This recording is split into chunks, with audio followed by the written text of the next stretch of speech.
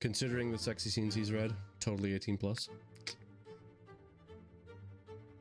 Don't you know who you're talking to? Daddy. Strength to hold in what is trying to get out. Okay. Temptation. He lowers himself down between my legs and watches me closely as he pushes himself inside me. I cry out, moaning with pleasure, uncaring how feral and out of control I sound. Kyle moves slowly at first, kissing me so softly that I feel like I might explode. Then he pulls back and slams into me hard. I shall save you all from spiders. I'm an expert trapper and releaser. That's so sweet that you release them. I murder them.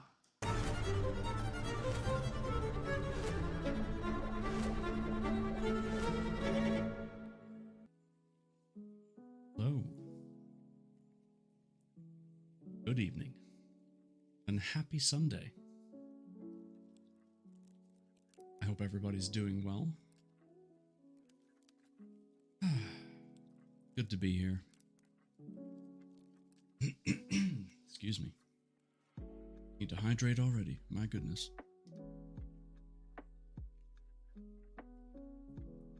Mama's here. She accomplished things. Oh my goodness. Good job. Well done. Accomplishing things is, you know, it's good for the soul. We need that sometimes. Sometimes we just gotta things off the list and it makes us feel better. It just does. I don't know how else to describe it. Harley, you like the new intro? Thank you. Thank you. Harley's being grounded right now, but inside her headphones, she has earbuds. Listen. So, you know, I applaud you for multitasking. Yes, it does. I also play with the goats on Friday. Man, I'm so jealous. So jealous. I really want to see those goats. Don't out me, so I'm so sorry.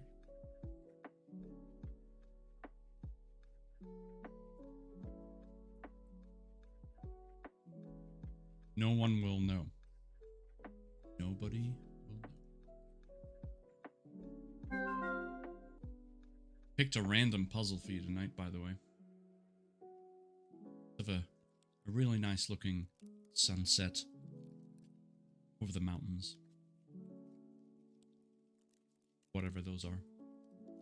I guess we'll find out if anyone finishes the puzzle. But, does look pretty, yeah. I like the color arrangements, you know? Soothing on the eyes.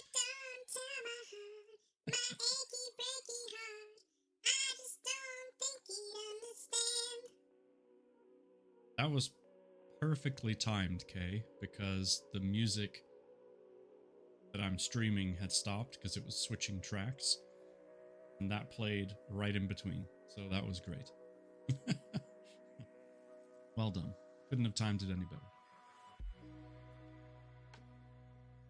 And oh my gosh, the author's in the house, everybody.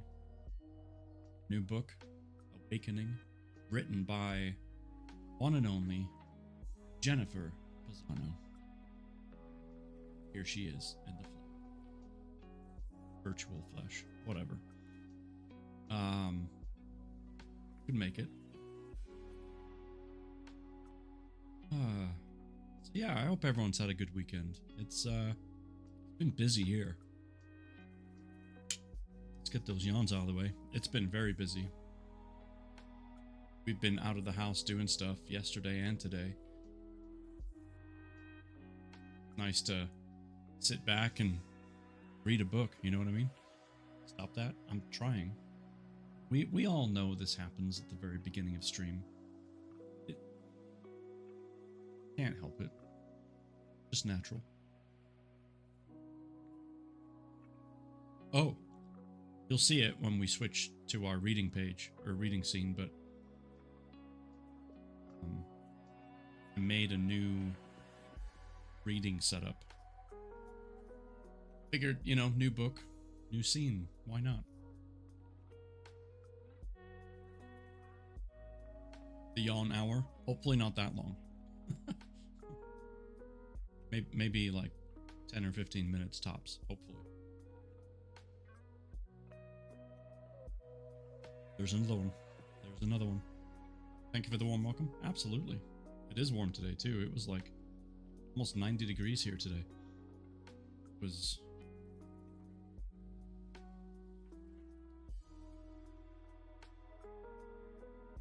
At some point, it was sticky. Okay, that's enough. Yeah, I'm glad you could make it, Jennifer. This is going to be fun. I have your book right here. I have not opened it yet. Carly. Unbelievable. Don't you have stuff to build in Grounded right now? Thank you for giving Jennifer a sub. Jennifer, this basically means that now you don't have to worry about ads playing while you're in here. Okay? That will not be a problem. So you won't miss anything.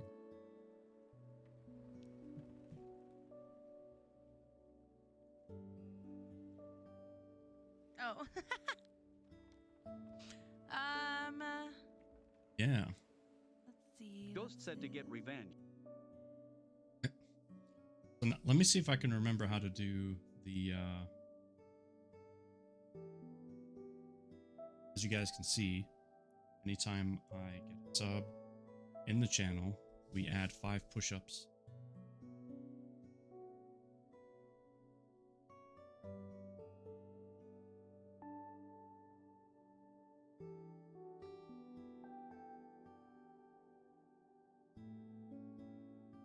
That's not it. Gosh darn it. Aha! I got it. I remembered. I did the thing. Yay me.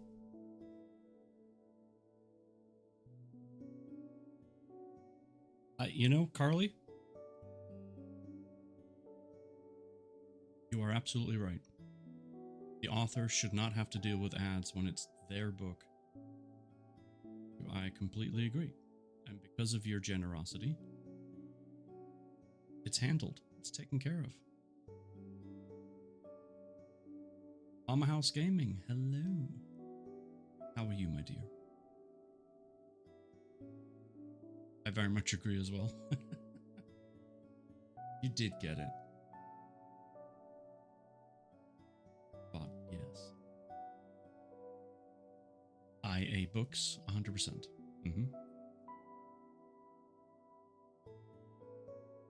Gosh, I'm so sorry. I yawned again. Anyway, as I was saying, I have your book right here.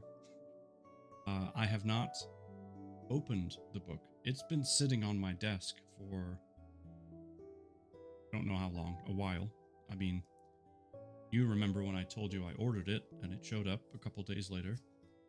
As you can see, I haven't bent any pages. I haven't done anything. All we've done is admire the front cover and read the back cover. We will do again one more time here in a moment when we switch over to the reading page. I feel like I've seen this book before or heard of it. It's possible. If you click on the link that I'm throwing in chat,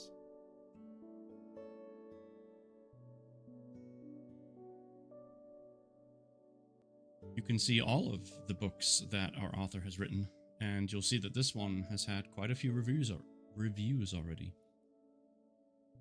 Your self-control is very impressive. Sometimes. Bang. Hi there. And Zan. My goodness. Gilligan, thank you for the follow. Hello.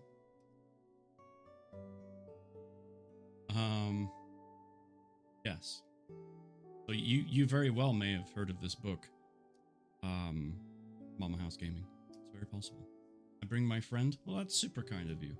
Thank you for doing that. I hope you enjoy your stay. And Creighton's here. My goodness. Oh my goodness. Man. All the cool kids are here. I am honored, folks. Deeply honored.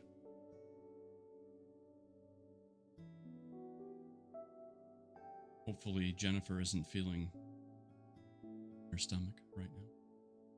Because I promise you, it's gonna be fine. It's gonna be A-okay.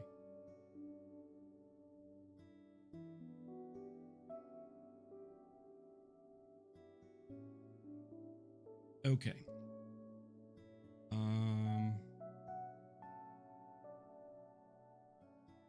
Checking. All right. I'm going to switch over to our reading screen, and then I'm going to read the back cover and kind of remember what this book is about, and kind of get our heads in the right mind space of what might be coming our way. And we'll get into it. All right, here we go. All right, so this is, as I said before, author Jennifer Pisano. This is her book called Awakening. Find it on Amazon. And the back cover starts with a quote from one of the main characters in the book. Then it's kind of the synopsis thereafter. So here's the first part. I suppose in a way I had always felt like... Geez, I've started so well already. I'm going to start that again. I suppose in a way I had always felt that the veil of this reality was thinly drawn.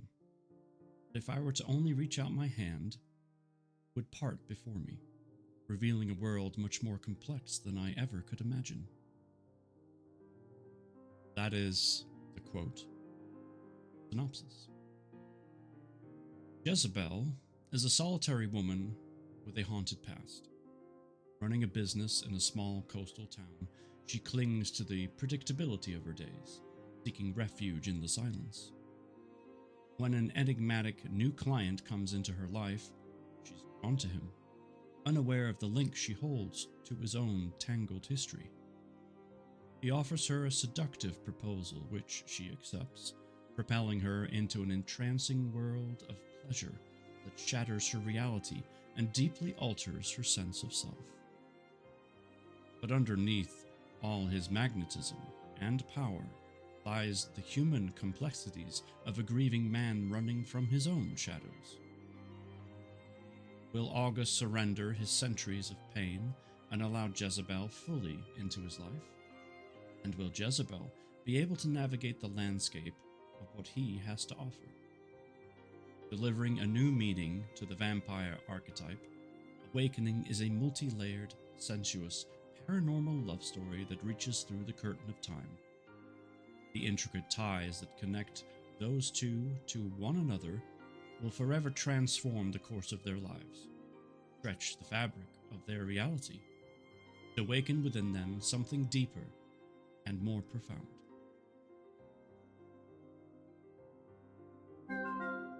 That is what this book is about. We're going to get started. I'm very excited. Creasing page for the first. It's a wonderful feeling. We love that feeling.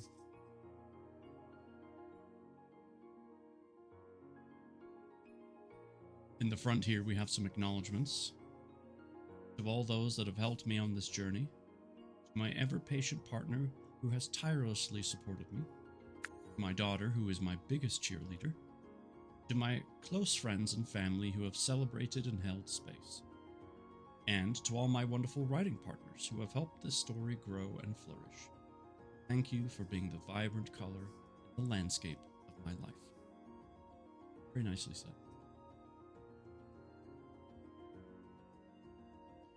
Okay. Thank you for the lyric, Carly. So we have here part 1 called Embrace. And this is in Rockport, Maine, 2015. For 1.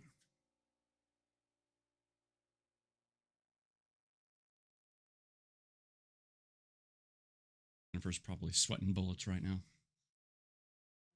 It'd be okay. Okay.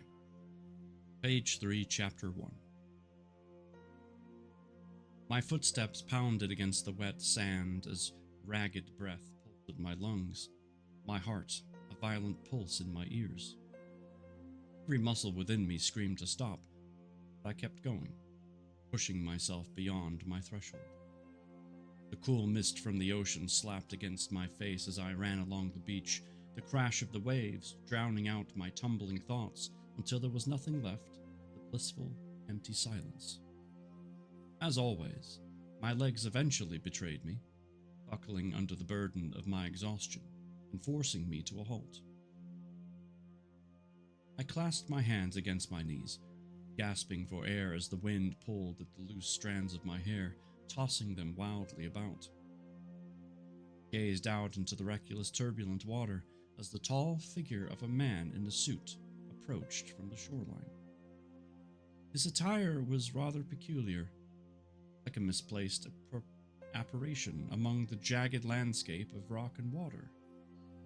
The wind whipped against his dark hair as he came closer, walking at a brisk pace with a look of deep contemplation etched across his face. He greeted me with a nod as he passed, his eyes flickering over me for a brief moment. The unexpected intensity of his gaze caused my skin to prickle with heat before he continued down the long stretch of empty beach, fog curling around him like a shroud. An abstract feeling of yearning overcame me as my eyes followed his outline until he faded from view. Once again, the centerpiece of my solitude, alone on the beach. The breeze chilled my damp skin, and I wrapped my arms around myself, staring out into the water as if the depths held the answers to the unyielding weight of all my reflections. With shaky legs, I turned and trudged through the sand, making my way across the parking lot towards the quiet of downtown. The crash of the waves in the distance soothed me. I loved these moments.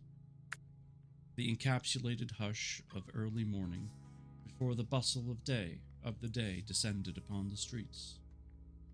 The seclusion filled me with a deep sense of serenity that pulled at the threads of my restlessness. Arriving at my office, I slipped my key into the lock. November had found its way in, creeping through the cracks of the windows. It was chilly and dim as the morning sun struggled to pierce through the fog outside, bathing the room in a muted tone of gray. I flicked on the heat and retreated to the bathroom, where I turned on the utility shower, shedding my sweat-soaked clothing upon the floor. The warmth of the water cascaded down the length of my body in rivulets, washing away the residue of another night riddled with unsettled sleep, tangled in dreams that slithered their way beneath my sheets, uninvited and full of questions. Uh-oh. I think you may be having some mic issues. It seems to be cutting out. Again? Doing this all of a sudden. Thank you, Kay.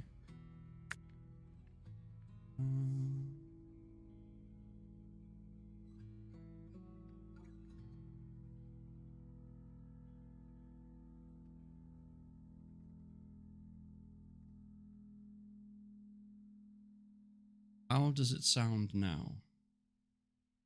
Any better? Or a syllable, but it's there. Okay. Yeah, I think I caught that too. Just assumed it was connection. No, it might be me. It could be the microphone. Does it sound okay? I just changed something really quick. Am I cutting out at any point now? Or does it sound okay?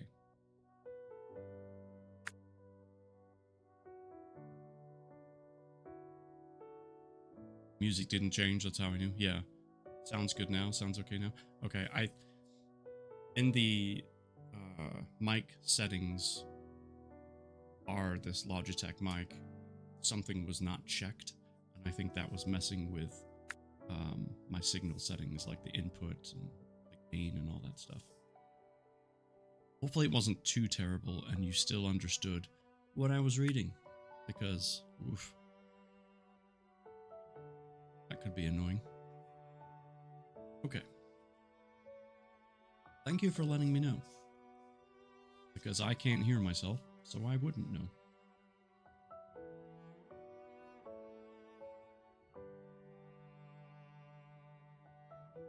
No, not too bad, just irksome. Yeah, I can get that.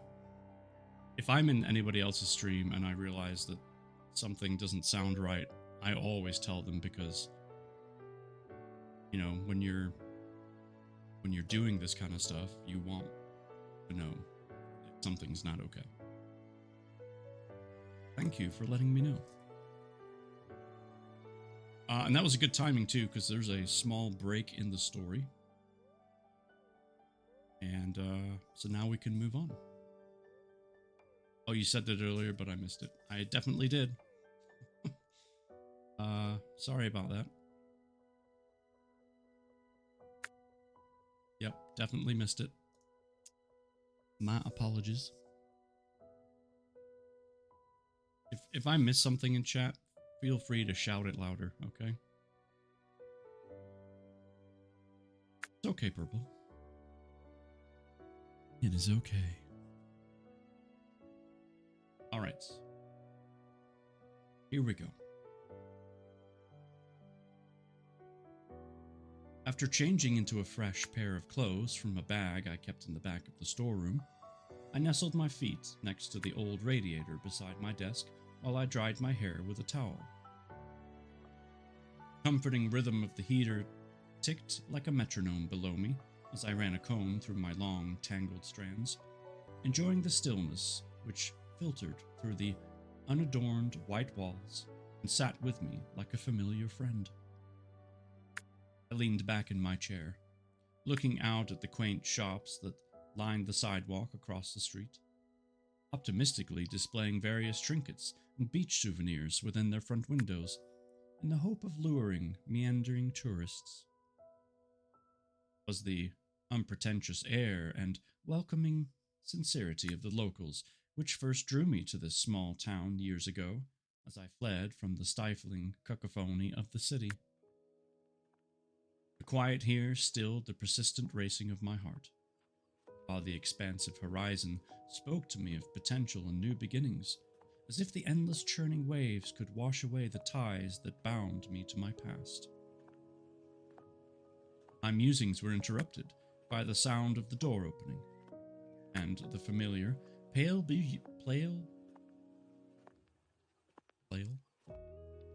blue uniform of our local mailman came into my peripheral view. "Good morning, Jezebel."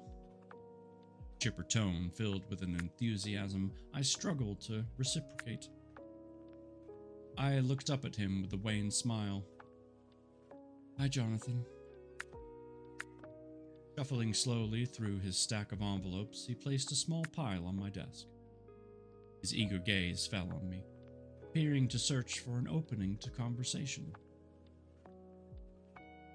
"So, do you have any plans for this weekend?" He flashed me a wide grin. With his deep brown eyes and sun-kissed hair, he was nice to look at, and I knew he was used to attention from women, all my employees fawned over him.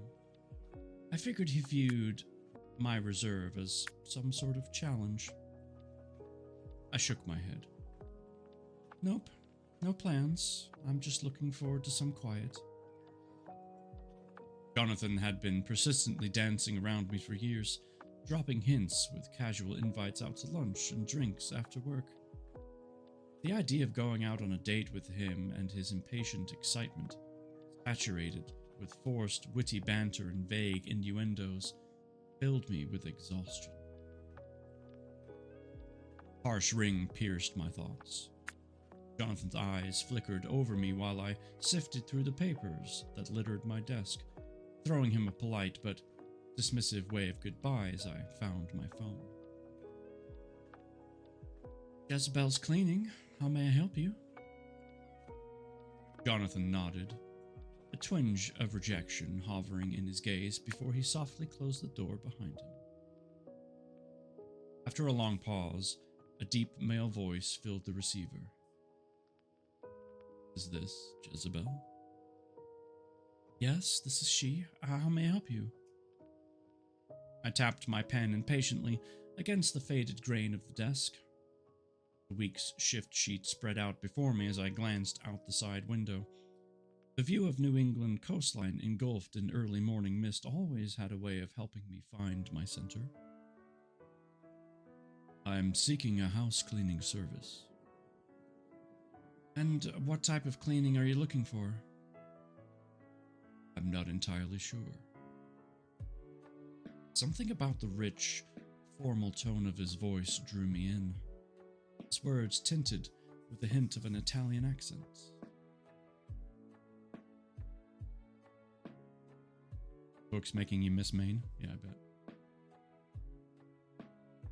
Okay, that's fine. If you'd like, I can swing by your place to appraise the scope of work and then draw up a price bid. I happen to be free this afternoon. Are you available at 12:30? Yes, I am. My house is the one upon the bluff. You will not be able to miss it. I look forward to meeting you, Jezebel. There was a sudden click, then the line went dead. I stared at the phone in my hand for a moment. The old colonial house, which sat perched atop the bluff overlooking the ocean, had been boarded up and unoccupied for the last 100 years, if not more. According to local lore, nobody knew who owned it. But every decade or so, workers would arrive and meticulously restore the house. I'd always found it beautiful, filled with silence and rich secrets, as if it were some beacon keeping sentinel over the water. My mind brimmed with curiosity at the prospect of finally getting a chance to see inside the place. Interesting indeed. There's a break in the story. Probably because we're skipping forward to about 12:30.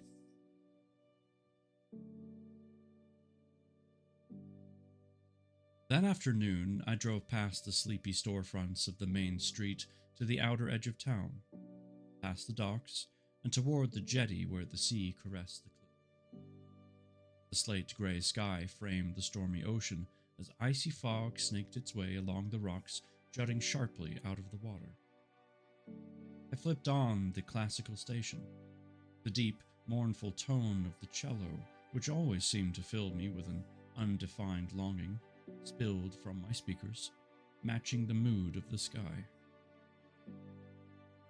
I turned from the main road onto a narrow, winding driveway. As I pulled up to the house, I saw a man on the balcony, looking out toward the watery horizon. His hands were tucked into the pockets of what appeared to be an expensive suit as the wind swept through his dark hair, eyes fixed on the water. My pulse quickened with surprise as I realized this was the person that I had seen on the beach during my morning run. A strong breeze pulled at my clothes as I stepped from the car, pushing the unruly strands of my hair away from the grasp of the wind. As I approached the front door, The man turned in my direction, eyes locking with mine from above. I shot a friendly wave up at him, calling above the roar of the surf. "Hi, I'm Jezebel." After nodding and greeting, he disappeared from my line of sight. A moment later, the door swung open. He stood before me. "August, it is a pleasure to meet you." His firm handshake engulfed my fingers in his warmth, and a small current passed through me as our skin touched. It was a feeling unfamiliar and a bit jarring, causing an indistinct stirring within me. His eyes were deep blue-gray, reminiscent of the ocean, a startling contrast against his dark features and faint olive complexion. "Welcome, Isabel. Please come in." I followed him into the house, my eyes glancing over the tall windows covered in heavy burgundy drapes which framed the walls of the interior. "Let me give you some light." He stepped past me and drew the curtains open, the room flooded with a pale, overcast glare. "You know, I think I saw you out on the beach this morning," I said as I threaded my fingers through the tangled curls of my hair. August turned from the window. "Yes, you were running." I was. He regarded me with a look of curiosity. "Do you always run like that?" I furrowed my brow at him. "Like what?" A small smile slipped past his lips. "Like someone is chasing you." I chuckled awkwardly and shrugged. "Yeah, I guess I do." I stepped closer to the window, taking in the expansive view that stretched before me like an endless sea of deep blue. This place is so beautiful. I've never understood why it's been empty for so long. Did you just buy it? Oh, renting then? Something akin to that. As he spoke, he glanced out the window, seeming to be lost momentarily in thought. The long pause that ensued made it clear he was not going to offer any more information. I tentatively retrieved my notepad from my purse, my eyes flickering in his direction. "So, I'm just gonna do a little assessment of the house, if that's okay with you?" August nodded, watching me in silence as I took in the surrounding room, the directness of his gaze rattling my composure.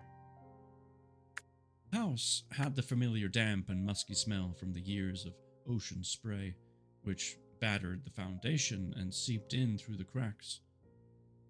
The windows held an opaque film of salt that I knew from experience no amount of cleaning would remove.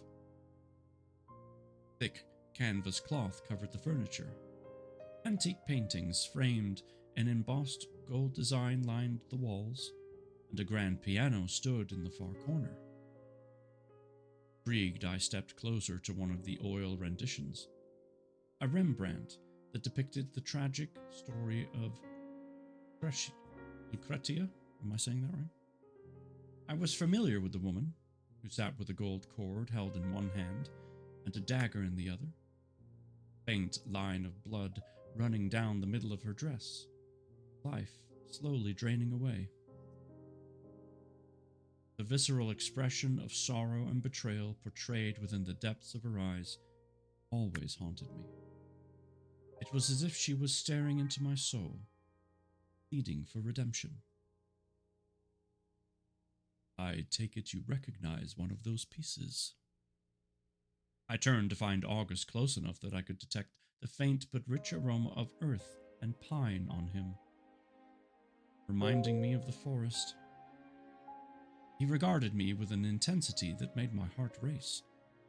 I was unaccustomed to the potency in which he looked at me, and a warmth rose to my cheeks. "I do. Was the previous owner a collector?" Perhaps he was. A hint of secrecy playing in his voice, sparking my interest as he turned and strode toward the dining room. Please, come with me. We'll show you the rest of the house. I followed him into the warmth of the kitchen. A beckoning aroma of spices drifted through the air, and my eyes glanced down to a pot simmering over the stove, or on the stove. Really hard for pots to simmer when they're above the stove. Fun fact.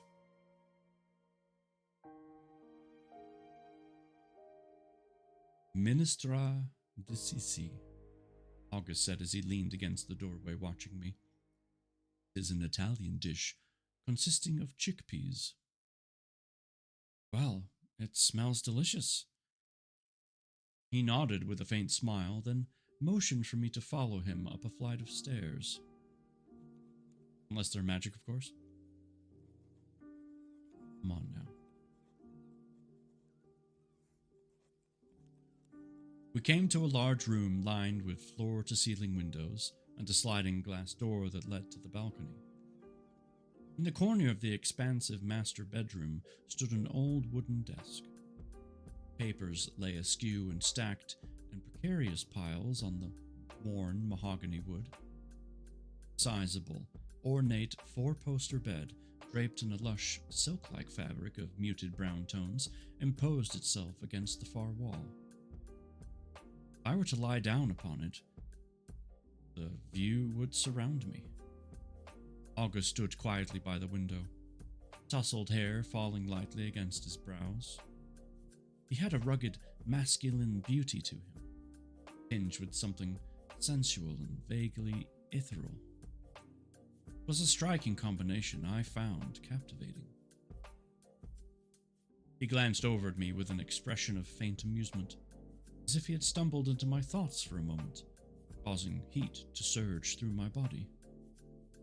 I cleared my throat nervously, and with my notepad in hand, I slipped back into the comfort of my professional persona. Scanning the room, I calculated formulas of space and cost of the white-lined paper, all the while trying to ignore his lingering gaze. So, it looks to me like you'll need a move-in restoration, followed by weekly upkeep? Depending on your living arrangements, of course. If you insist. You are the professional. I turned to him. Though the light streaming in behind him illuminated his silhouette and gently obscured his face, I could detect the slight hint of a smile. All right then. I will prepare a work order and have one of my cleaners come out as early as next week. What day works best for you?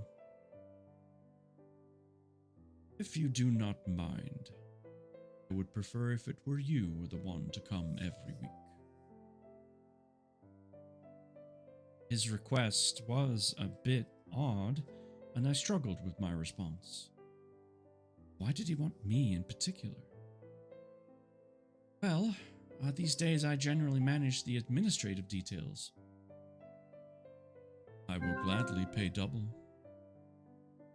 I ran my fingers along his mahogany desk, picking up a thick line of dust. It took a moment to study an antique vase of leaded crystal, which held an array of fountain pens, each tip etched in gold.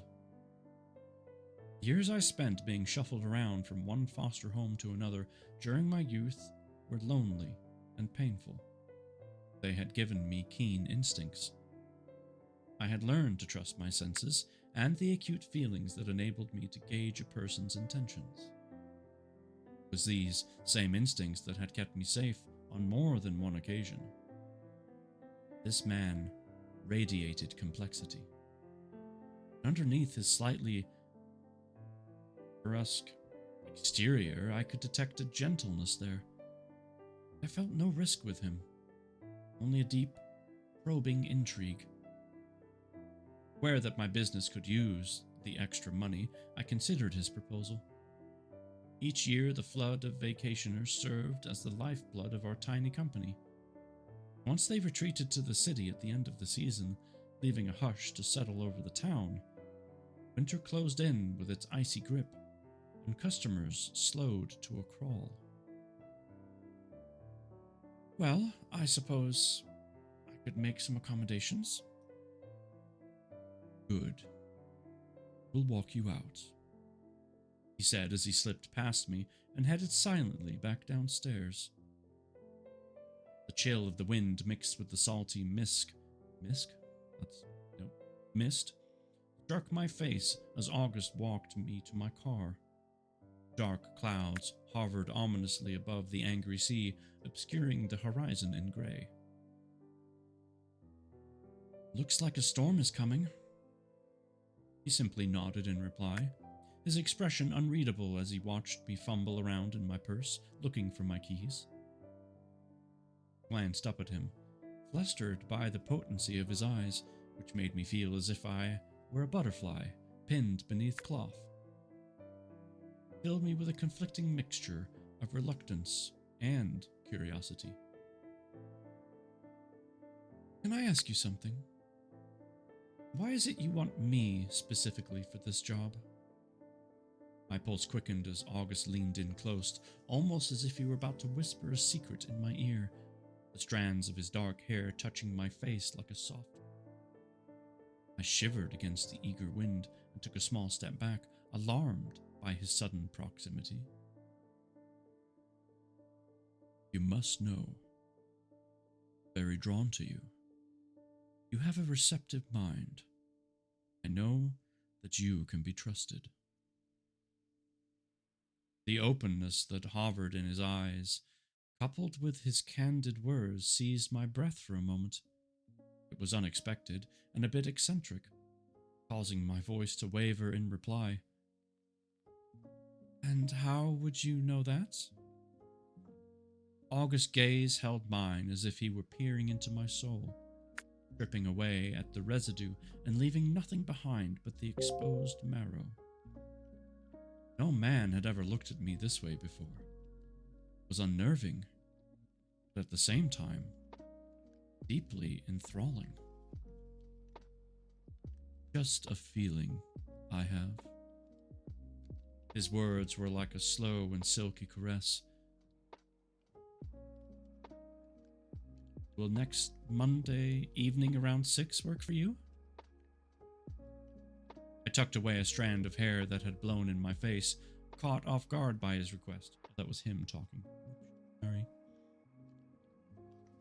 Well, I suppose it will have to be... Wait, geez, missing lines. Oh, I'm sorry, but any time after 5 is outside business hours, I'm afraid. Well, I suppose it will have to be 5 then. A small smile stretched across his face, his gaze warm and open as he leaned past me and opened the car door. It was very nice meeting you, Isabel. There was something in the way he said my name, a soft undercurrent of such concentrated intimacy, caused a flutter inside of me. You too, I said as I slipped into the driver's seat, surprised to find my limbs shaky. August stood there and watched me while I started the engine, his clothes dancing wildly with the wind. Deep breath, putting the car into reverse, filled with an undefined sensation that coiled around me like electricity. When I looked back out the window, he had retreated from view. And that's Chapter 1. Boy. Jennifer, how does it sound? Is there anything you want me to change? Anything you want me to do different, perhaps?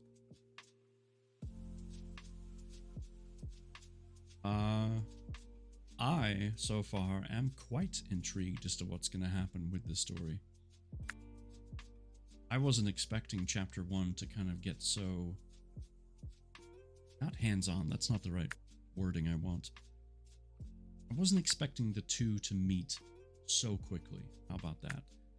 The fact that they have just intrigues me all the more, because now I'm like, okay, what's gonna happen? Still cutting out? My goodness. Let's see. That is annoying.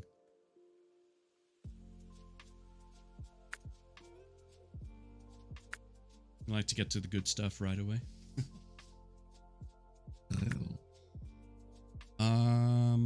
Let me see. I don't know if I need to be closer,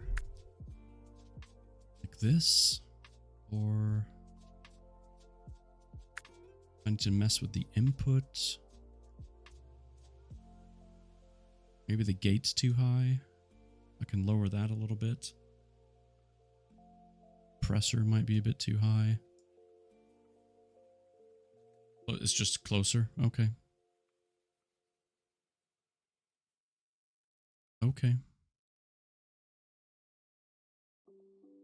Then we'll go with that.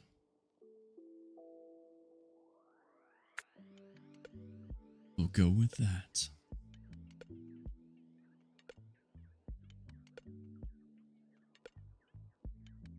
All right. I'm going to take another drink. Helps to have a lubricated mouth.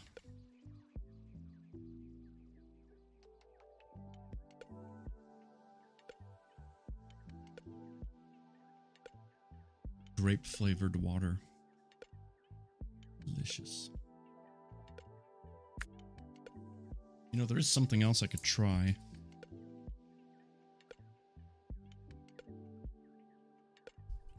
I'm going to mute myself for a second so I don't make a ton of noise. Bear with me one moment.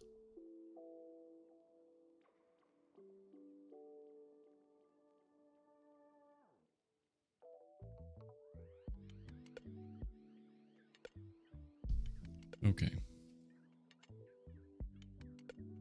How am I feeling? I'm feeling pretty good. My foot is still a problem.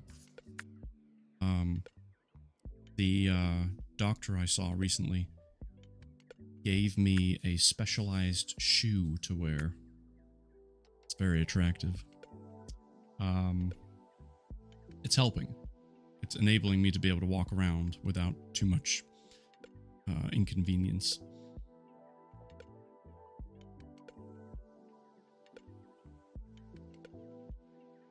David Ayer, what's up, buddy? I bet it's smexy. Yes, but it does work. See? It does work. Yes, it is helping. It is helping. The concept is I wear it until there's no pain. And then I try and walk without it. If there's still pain, I put it back on. Considering I was walking incorrectly on my foot for probably 5 weeks, if not more, I can't imagine this is going to correct itself quickly. So, good thing I don't have many places to go. Okay?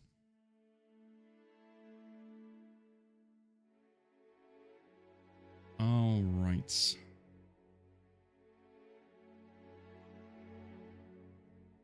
We are on chapter 2. But before we get to the chapter, I got a foul tail. What? A foul tail? What is that? I mean, I know it's a weed. You said it's a weed, but my goodness.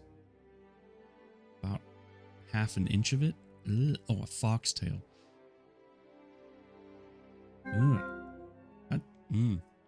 That's uncomfortable. Yeah. Crikey.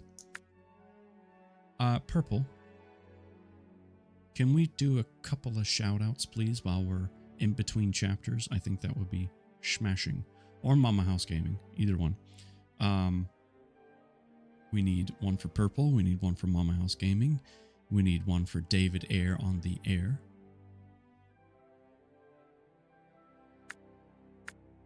Pulling it out was not pleasant. Yeah, I bet not. I bet it was not. Oh, jeez. Why's it always gotta go? Best game ever. It's a kitty. Oh, great. What the oh, Jesus. What is this shit? Run, kitty. Run. Happy. Don't forget to give yourself a shout out, Purple. Don't even think about skipping yourself. Otherwise, I'll give you 2. Happy birthday to you. Yeah, yeah. Around here? No, that's a boar. That's a watcher. There's a strider over there. Hmm. Okay. Let's go this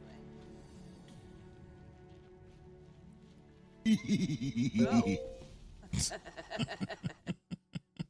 That was funny. All these people that just got shouted out are my friends, so please, please, please say hello to each other if you have not already. Good to see clips of everybody. And of course, if you are interested in this book or any other books that our author has written, feel free to click that link. Check out our author's page, Jennifer's page. If you haven't tried an Aduro Sport, drink.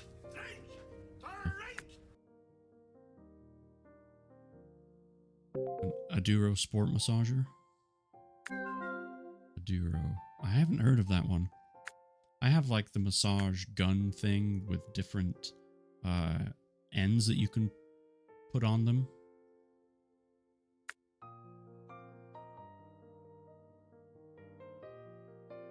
My genres are all over the place, so I have a little something for everybody. Perfect. See? Jennifer's covering the lot. She's got different genres to pick from in her books. A little something for everybody.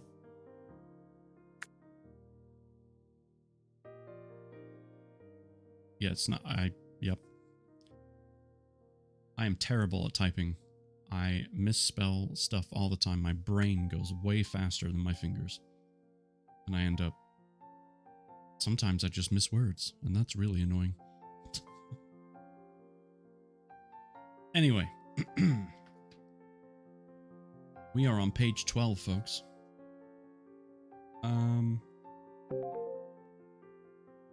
Forgot to check how many pages this book actually is as far as the written story is concerned. 334. We are just peeling back the first layer of the onion on this one.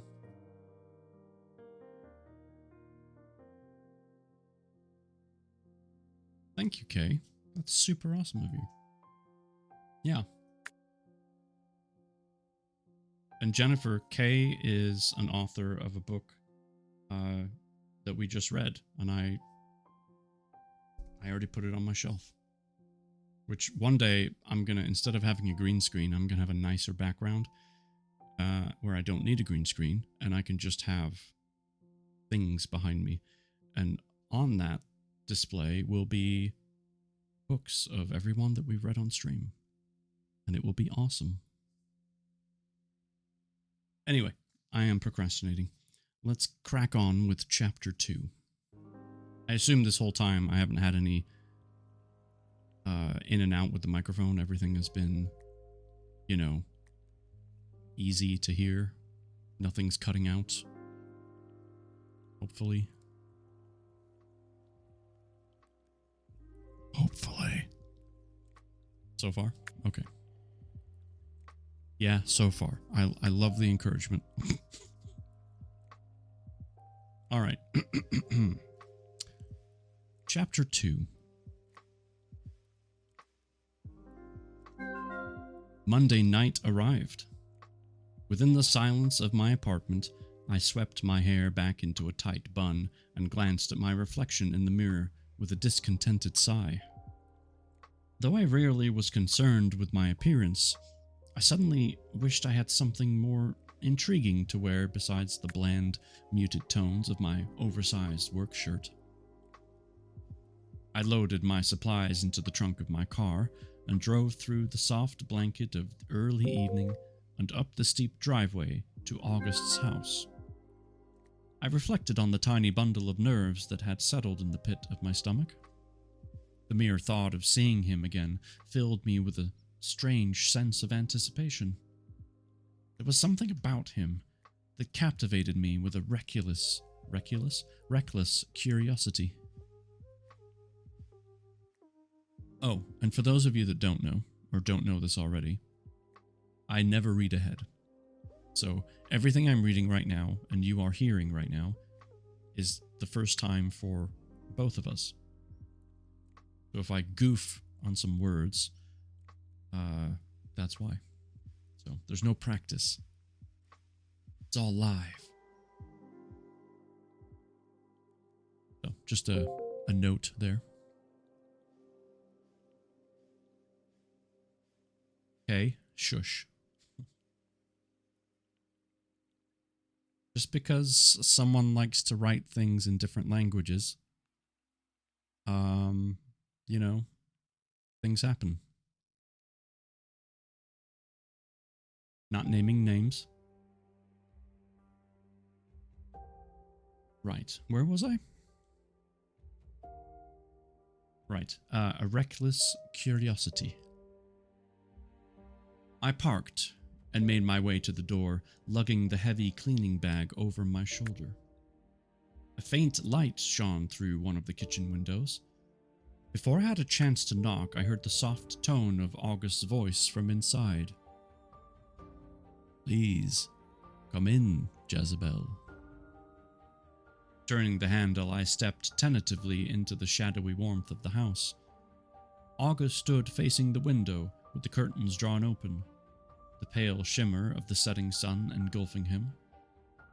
Through the glass, I could make out the waves dancing with the warm tones of reflected light. Lost in the depths of his thoughts, August did not turn to greet me. An awkward silence hung thick in the air, punctuated only by the rhythmic kick of a mantel clock sitting above the fireplace. August moved from the window and flipped a switch on the wall, illuminating the house in a warm glow. "Is that better?" His dark hair fell in disheveled waves against his face and lightly brushed the shoulders of his indigo suit as he walked toward me with a smile. "I do apologize. I enjoy the view unobscured by artificial light." Concentrated burn of his gaze caused my heart to accelerate while I adjusted to the brightness. I smiled nervously, unaccustomed to this awkward version of myself. "Yes, this is much better, thanks." "Let me know if you need anything, Jezebel. I will be upstairs, working." After a quick nod, I moved to retrieve the cleaning supplies I had left near the door. When I looked back, he was already retreating up the stairs. As I listened to his footsteps creaking softly above me, I wondered what kind of world he dove into, with his stacks of papers and gold-plated fountain pens. Red Thorn, what's up? Every time I hear that name, I have to check that Jezebel isn't here. Yeah, that's true. Jennifer, there is another streamer named Jezebel that we call Jazz. Funny.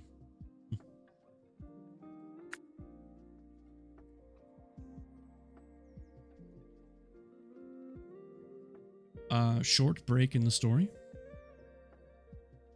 We're going to move on with time as things progress. And I'm going to move my mouse because I almost knocked it off the chair. That would be disappointing. Okay. I spent the next hour eradicating the thick dust from the living room. The canvas cloth had been removed, and judging from the paintings on the walls, I had expected the furniture and decor to be as antique as well. I liked the idea that this house stood untouched with its secrets frozen in time. But everything was surprisingly modern. Only the grand piano that loomed in the far corner with its ebony wood slightly faded whispered of times long ago. I had always loved the piano, with its smooth, smoky tones that sparked a sense of nostalgia and invoked memories of late winter nights curled up by the fireplace as a child, with Bach playing softly in the background as the hushed voices of my parents filtered in from the kitchen. Running my cloth across the surface, I rested my fingers over the ivory, pressing gently upon a key and eliciting a single, mournful note which resonated throughout the room. I see you have met Abigail. Startled, I turned to find him standing beside me. His hands were clasped in a graceful sweep before his back that reminded me of an old painting. You named your piano? I found that fact somewhat charming as I shot him a playful smile. I take it you play then? He nodded as warmth danced in his eyes, softening his expression. I've always wanted to learn how to play, I said with a sigh. Why don't you then? He asked. I haven't had the time, I guess. Ah, time. His voice trailed off as he glanced out the window, appearing to be momentarily lost in his thoughts again. I would give you some of mine if I could. A tired smile flickered across his face, and suddenly I saw a lonely man, a man weighed down by something heavy. I would really love to hear you play sometime, I said, hoping my words would prompt him. He looked at me curiously, as if trying to gauge my interest. Would you? Yes, I would. He moved past me and sat on the bench. For a moment, his hands lay still upon the keys, hovering in silence that filled the space between us. When he began to play, the music that flowed from his fingers started slow and haunting, and developed into a rich melody. I stood there beside the piano, overcome with a yearning and abrupt pang of sadness that caught in my throat. Entranced and held captive by this intimacy he was unexpectedly sharing, I could not hold back the sudden emotion that pooled within me. As he closed with a soft finish, I realized I had been holding my breath. I let it out in one long sigh. Wow, that was really beautiful. August looked up at me, noticing my tears. I smiled and went to wipe them away, letting out an uncomfortable laugh. Well, I guess you made me cry. He took me in with his cobalt gaze, soft and filled with sincerity. Well, I am honored to have moved you. Adamantine, hello. What's up? Enjoy the puzzle? My fingers absent-mindedly ran across the top of the piano. Did you write that yourself? A hint of sadness flickered across his face. Yes, I wrote that from my late wife. His voice was full of melancholy as his eyes trailed to the window, seeking out the ocean through the darkness. I had a sudden longing to reach out and touch him. I recognized his sorrow, like a palpable weight around him. The feeling was familiar, for I carried my own pain pressed tight against my chest. I'm so sorry for your loss. August nodded and rose from the bench, He brushed past me as he strode into the kitchen, leaving me alone with the fragmented feelings his music provoked. For a moment I stared at the loneliness that curled around me like a relentless shadow, the gaping hole in my heart that pulsed like a wound that would not heal. Would I ever find my happiness?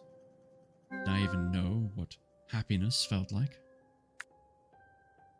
As I struggled to regain my composure, August came up from behind and slipped a cool glass of water into my hand.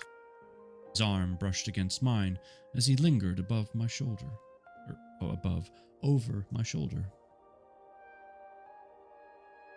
Thank you for sharing that with me, I said as I took the glass to my lips, realizing how thirsty I was and grateful for the cool liquid which slid down and quenched my dry throat. You know, it takes a certain type of person to listen honestly and feel the story behind the music, he said, his voice like a warm whisper teasing my neck and causing a faint tingle of goosebumps to run down my back. Thank you for listening.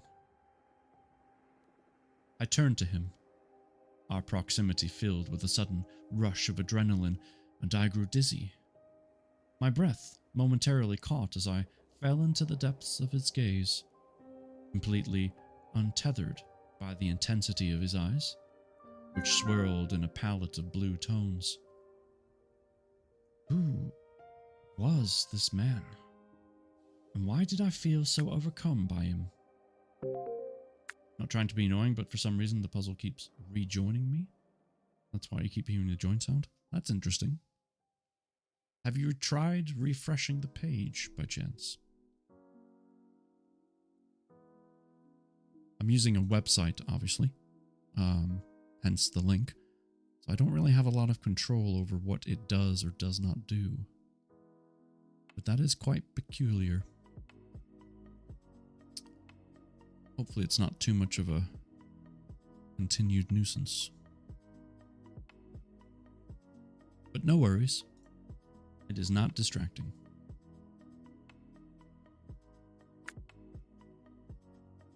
August withdrew from my side with a nod and retreated up the stairs, abruptly leaving me devoid of warmth. I managed to retrieve my senses and went back into the living room to resume cleaning. My fingers trailed over the books lined neatly on a shelf beside the couch, my eye falling to one in particular, tucked conspicuously in between the laminated spines of reference and history. When I pulled out the faded leather-bound book, it rested large and heavy in my hands. Inside, held paper from the soft parchment of linen, with cursive script in a language I could not decipher scrawled upon the pages. There was something ancient and mysterious that pulled at me as my fingers traced over the text, noticing faint smudges left from the ink that had bled and blurred the words. Creak of footsteps upstairs startled me, and I realized I was snooping. I quickly closed the book, placing it delicately back on the shelf. The hush of evening had gathered around the house like a heavy cloak when I realized it was almost 7. I picked up my pace a little, working my way through the dining room and into the kitchen before heading upstairs. Hello? I called out, expecting to find August there, but the room was empty. As my eyes fell on the bed, veiled in a partial shadow, something about it pulled forth an obscure longing that I could not define. Feeling flushed, I turned and opened the sliding glass door, stepping out onto the deck. The cool breeze ruffled my hair and brushed across my skin like a whisper. Gazed out into the darkness of the landscape, perplexed as to where August had disappeared to, when I saw a faint outline of a man below me. August stood atop the cliffs, gazing pensively out to sea as if he were searching for something. Mesmerized by his stillness, I watched him like a voyeur, one that had slipped quietly and unannounced into his private moment. Took a step back to give him his privacy, turning to close the door behind me, only to find he had disappeared into the darkness. Silence encompassed the room, filled with a heavy energy that pulled at me as I began to clean. Throughout my years of being in other people's homes, I was always left with an impression, as if the room itself retained an essence, memories and emotions that etched themselves upon the walls like an invisible narrative. Ran my fingers down the length of his bedspread, the silk cool to the touch, and I wondered what lives had been lived here.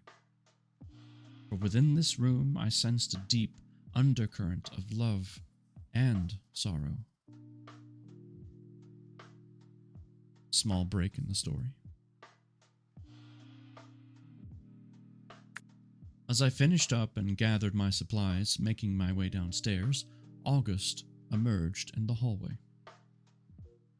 "Let me help you with that." He carried my oversized duffel bag out to the car while I followed.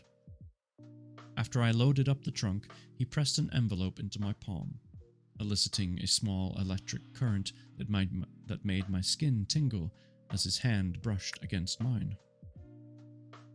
When I looked up to thank him, his eyes lingered on mine, the darkness faintly illuminated by the dome light of my open door.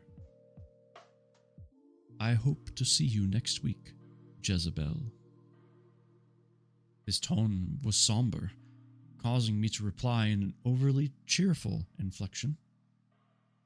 "That was the arrangement. Once a week, right?" "We shall see." I stared at him, trying to gauge what his obscure remark implied as I gave him a nod and slipped into my car. My eyes glanced into the rearview mirror, watching him fade into the shadows as I drove down the dark road toward home. Another small break in the story. It wasn't until the next morning, as I sat at my table with a cup of coffee and the week's balance sheets before me, that I opened his envelope. Inside, I found a large check and a note. I unfolded the paper and read the following cursive script. Ego diu tangir te. I hope I said that right. Probably not. The words looked familiar, and I realized it was the same vernacular I had seen scribbled within the pages of the leather book I had found on his shelf the night before. I quickly did a search on my phone for the translation. My heart skipped a beat and a warm flush surged through my body. It was in Latin and translated to, "I long to touch you." Well, August, my dude.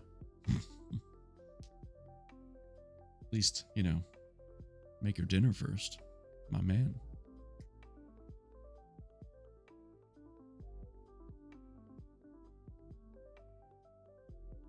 Chapter 2 indeed. Is it getting hot in here or is it just me? My. Well, Jennifer, I'm really enjoying your book so far. I really am. I can see myself in this old but yet nicely modernized house. Daddy. That's right. I love the imagery, and I can feel the ocean as if I were standing there myself, looking out over the waves. It's pretty cool. Very much look forward to seeing where this goes. Oh yes. I'm wondering though, and you can say just wait until you figure it out. Is this book part 1? Is the entire book part 1? Or is there a part 2 or part 3 even later on in the book? There's 3 parts. Okay, very good. Just had me curious, that's all. Didn't realize how many breaks I had in the story. That's all right. It's a good way of showing that time has moved on, you know? That was one thing I didn't do in my writing because most of my stories don't have too many time breaks, if you will. Each chapter is just a literal stopping point, but what follows is literally the next thing. But in almost every book I've written, in almost every book I've read, there have been time gaps or change of character or something like that. So it's totally fine. Nothing wrong with it at all. You put in as many gaps as you need. Absolutely. Well, we're only on page 18 now. That's good stuff. I hope everyone's doing okay. If you need to get yourself a drink, something to munch on maybe, go to the bathroom, stretch, you know, whatever. Feel free, please. So it doesn't feel disjointed at all? No, not at all. Not at all. Nope. All good.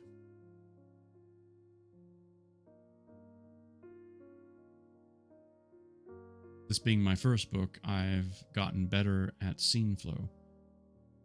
I mean, I know we're only 18 pages in, you know, a couple of chapters in, but I don't see any problems with the flow. If you're trying to tell me that you think this is, you know, bad, you're wrong. Saying.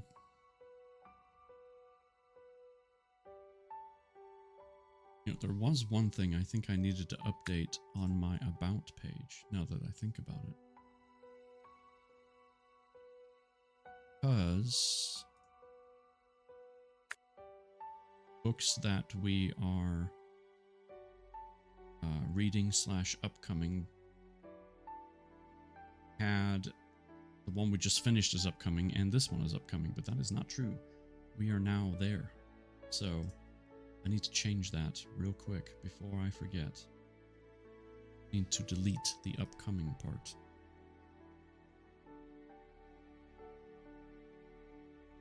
And I also need to add one. Now that I think about it. For those of you that were here for co-read with Redthorn and myself, we did a couple of short stories, but I now have in my possession a copy of the full book of The Throne. So I'm going to add that to our About page.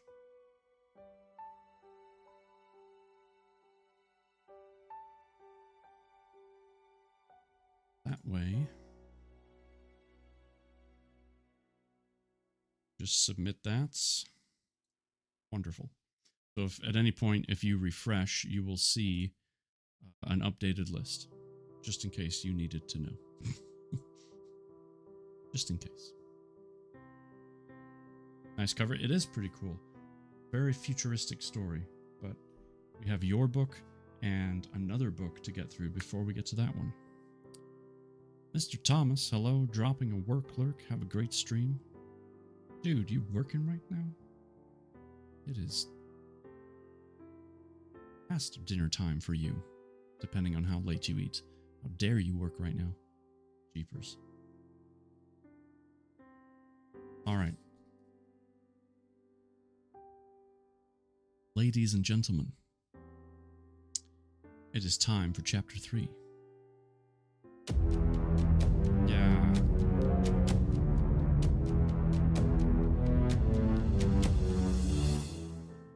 It is not time for chapter 3. It is time to be rated by Chaotic Carly.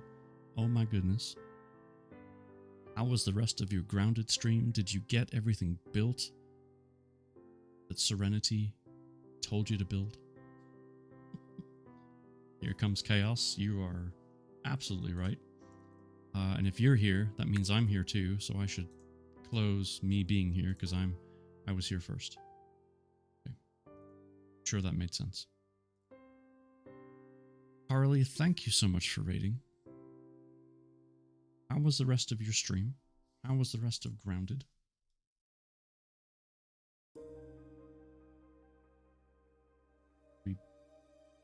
We built and built and built. Yes, that sounds about right.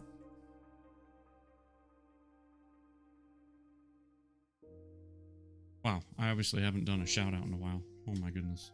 Can't even type it properly. Hannah did most of it all? Okay. I am not shocked.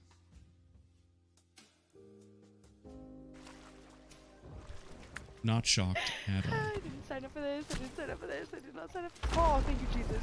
Oh!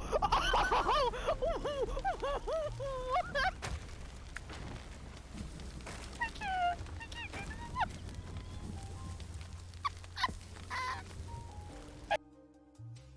That was a big boom. You have like 2 kegs on there or something? Jeez. Oh, I step away to get 1 snack. No. Red. I told you to go get a snack, so it's okay. It's okay. Chaotic Carly is a great friend of the stream. She's an adorable person. A super funny human being, so feel free to check her out anytime. Eating garlic pepper crispy onions? What? Garlic pepper crispy onions. Purple, I'm gonna be honest, that sounds awful. I'm glad you like it. My goodness. You did tell me, that's why I did it. I did. I said, go get a snack. Go get something to drink. Like the kind you put on a green bean casserole. Oh, okay. Now I get it. Okay, that's not so bad. I thought you were just like spicing up some onions with garlic and stuff. I was like, what?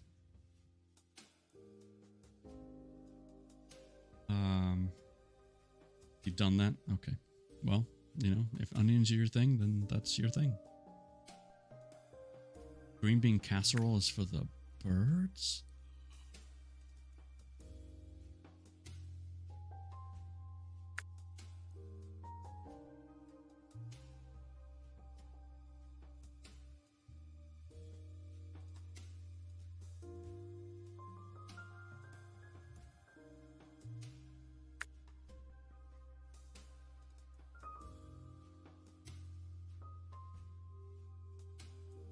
The nerve.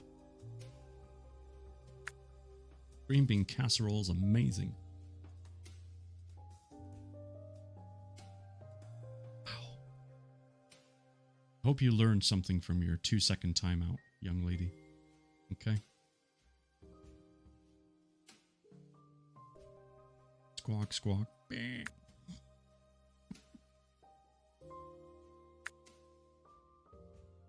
It was 10? Oh, well, you'll live. Stepmama's mama loves green bean casserole too.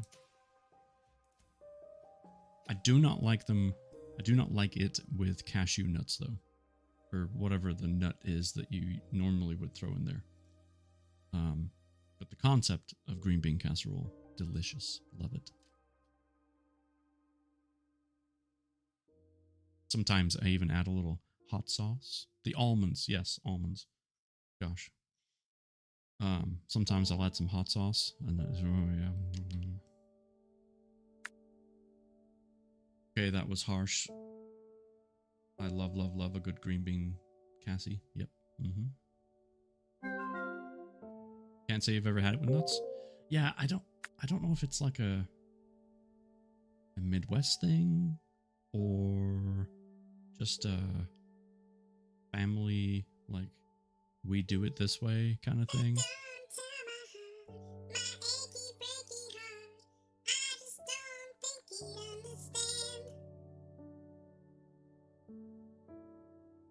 Thank you, Kay. Yeah, I always ask to not have the almonds. So, good grief. Right. Well, you rated it a perfect time. We're about to start chapter 3. So, thank you again for that raid. I appreciate you. Thank you. Toodle's here. Hey, Toodle. All right. Exclamation point awakening for the author link. Chapter 3 puts us on page 18 of the printed copy. Here we go.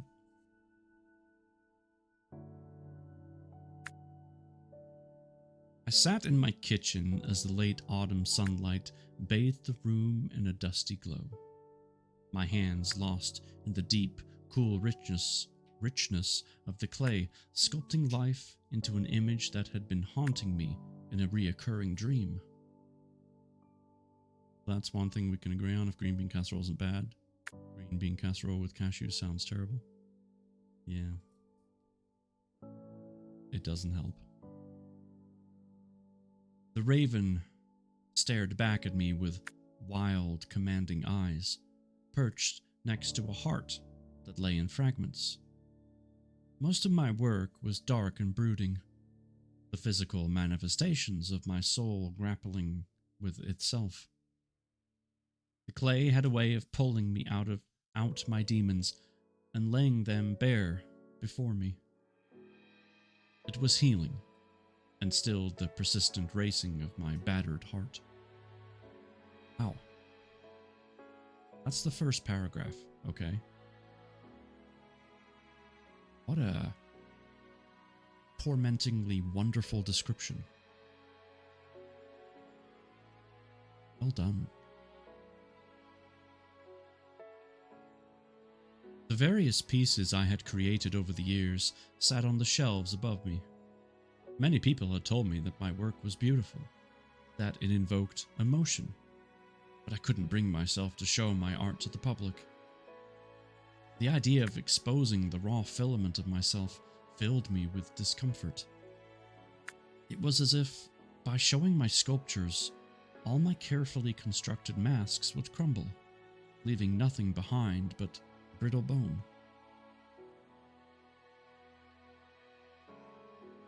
Please never read my books, I would die. Kay, there is nothing wrong with your books. Why, thank you. I do love my descriptions. Yes, you do. I ran my fingers through the clay, sculpting the feathers on the bird, which seemed to beckon me with a visceral hunger. My mind wandered back to August. All week I had been pondering his seductive message. His note had suddenly shifted the dynamics between us, and a clandestine thrill rushed through me as I took in the possibilities. Excitement and hesitancy collided within me as I considered the implications of returning. What was it that he wanted? Was he testing me in some way? These questions loomed over me, sharp and encompassing. This man was an entrancing enigma I could not decipher. and his invitation was cloaked with obscurity, as if he were taunting me to open a door to the unknown. There was a passion and intensity that seemed to emanate off him, but also a tenderness and warmth I was intrinsically drawn to, and it enthralled me. Thought of his hands on my body consumed me with a longing I had not felt before, as if he could strip away the residue and leave something whole behind. All these tumbling feelings were out of character and foreign. I had grown used to the neat compartments of my life, and August filled me with a discomforting confusion that I no longer wanted to sit with. Standing from the table, I grabbed my phone, my fingers trailing down the list of my employees I had taped to the refrigerator door. Sydney picked up on the first ring. "Hey there, Jezebel. What's going on?" I paced the length of the kitchen. Drink? I will. I'll drink better than the cat.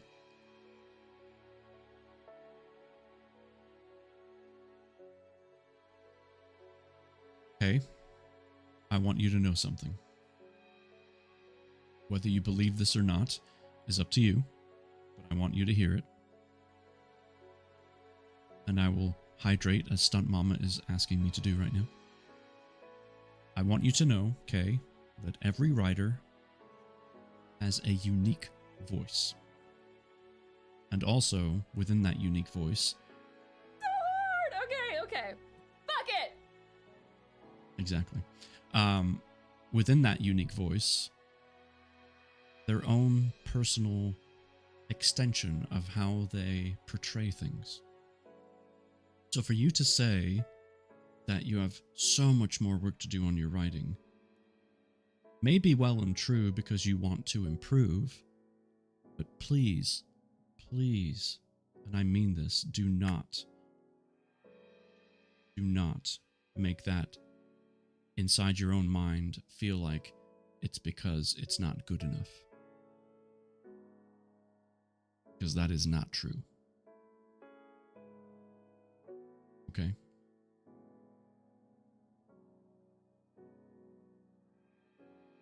Good.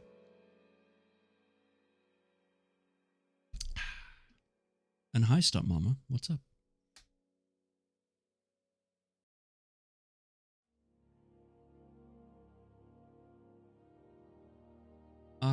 Right. Where was I?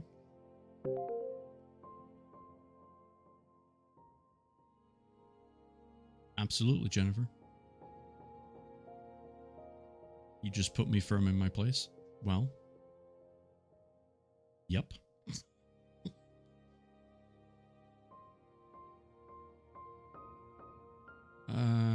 Right. Oh, yeah. Daddy. I paced the length of the kitchen.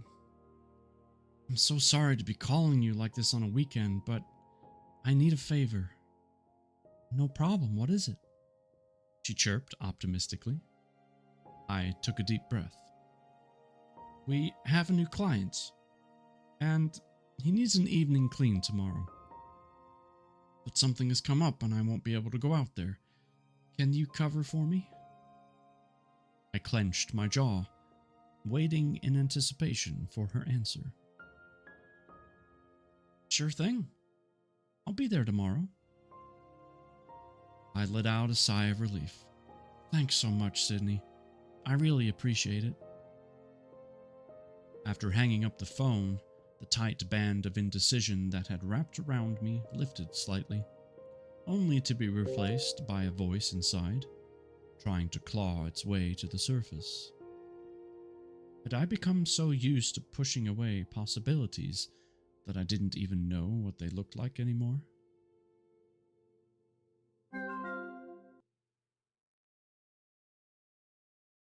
Okay. Well, we're at a break in the story, as I was just about to say. But Stunt Mama has redeemed bicep curls. And I also have Push-ups. I was going to say I have 5 push-ups from Carly's gifted sub earlier, but I will do 15 because that's what the count says. You'll be proud of me, Red. I remembered how to do the count because I remembered. All right. I'll do the push-ups and then I'll do the bicep curls. My mouse go. It's right here. For that we need this.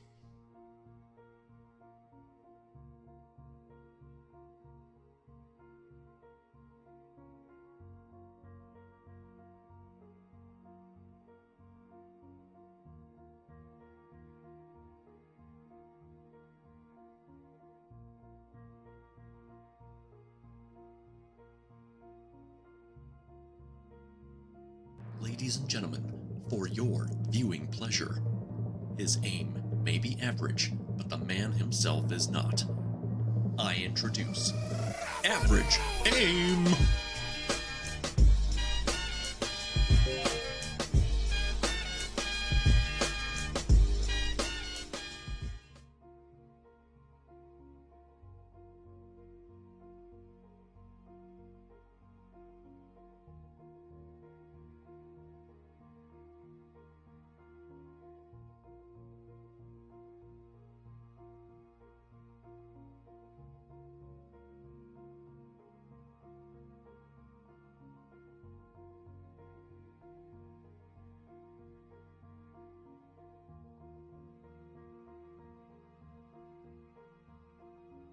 Yup, that tasted purple.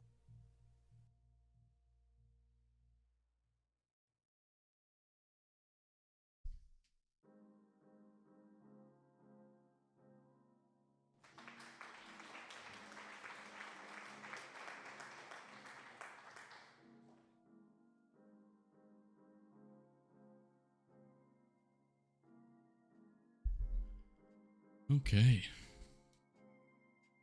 Average Aim, what's up? Thank you. Really wish I had a better camera angle for the bicep and hammer curls.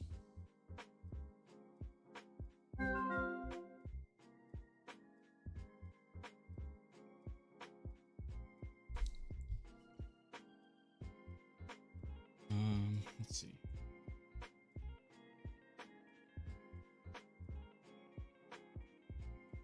House, you're in my way.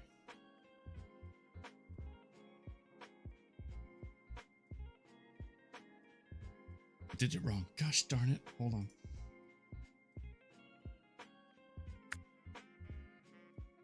I can do this. There we go. I keep putting that space in there.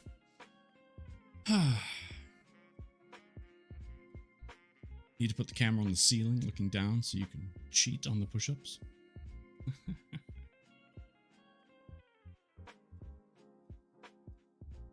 I love push-ups. They're a great workout. Right. We are on... Oh, we're on the break. That's right. Y'all are doing well on the puzzle. Keep going. Dazzy loves push-ups, everyone. I do. I really do. I think they're a great form of exercise. All right, so we're at the break. We're definitely moved on because, well, you'll see.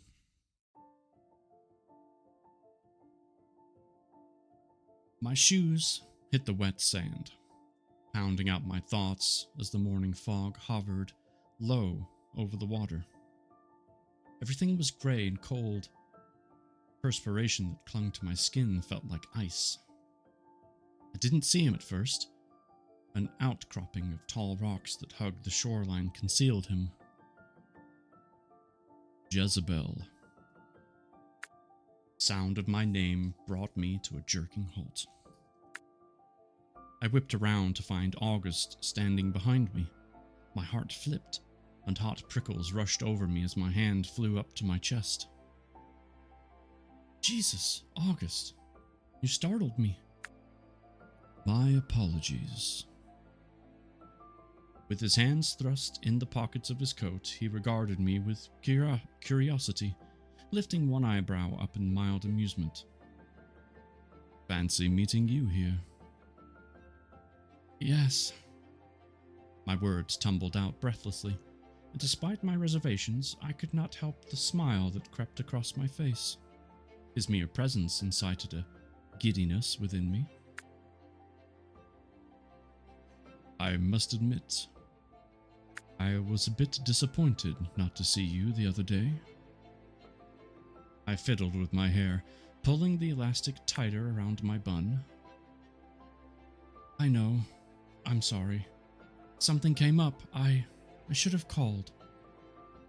August stepped closer, his eyes piercing through me like vibrant sparks of energy.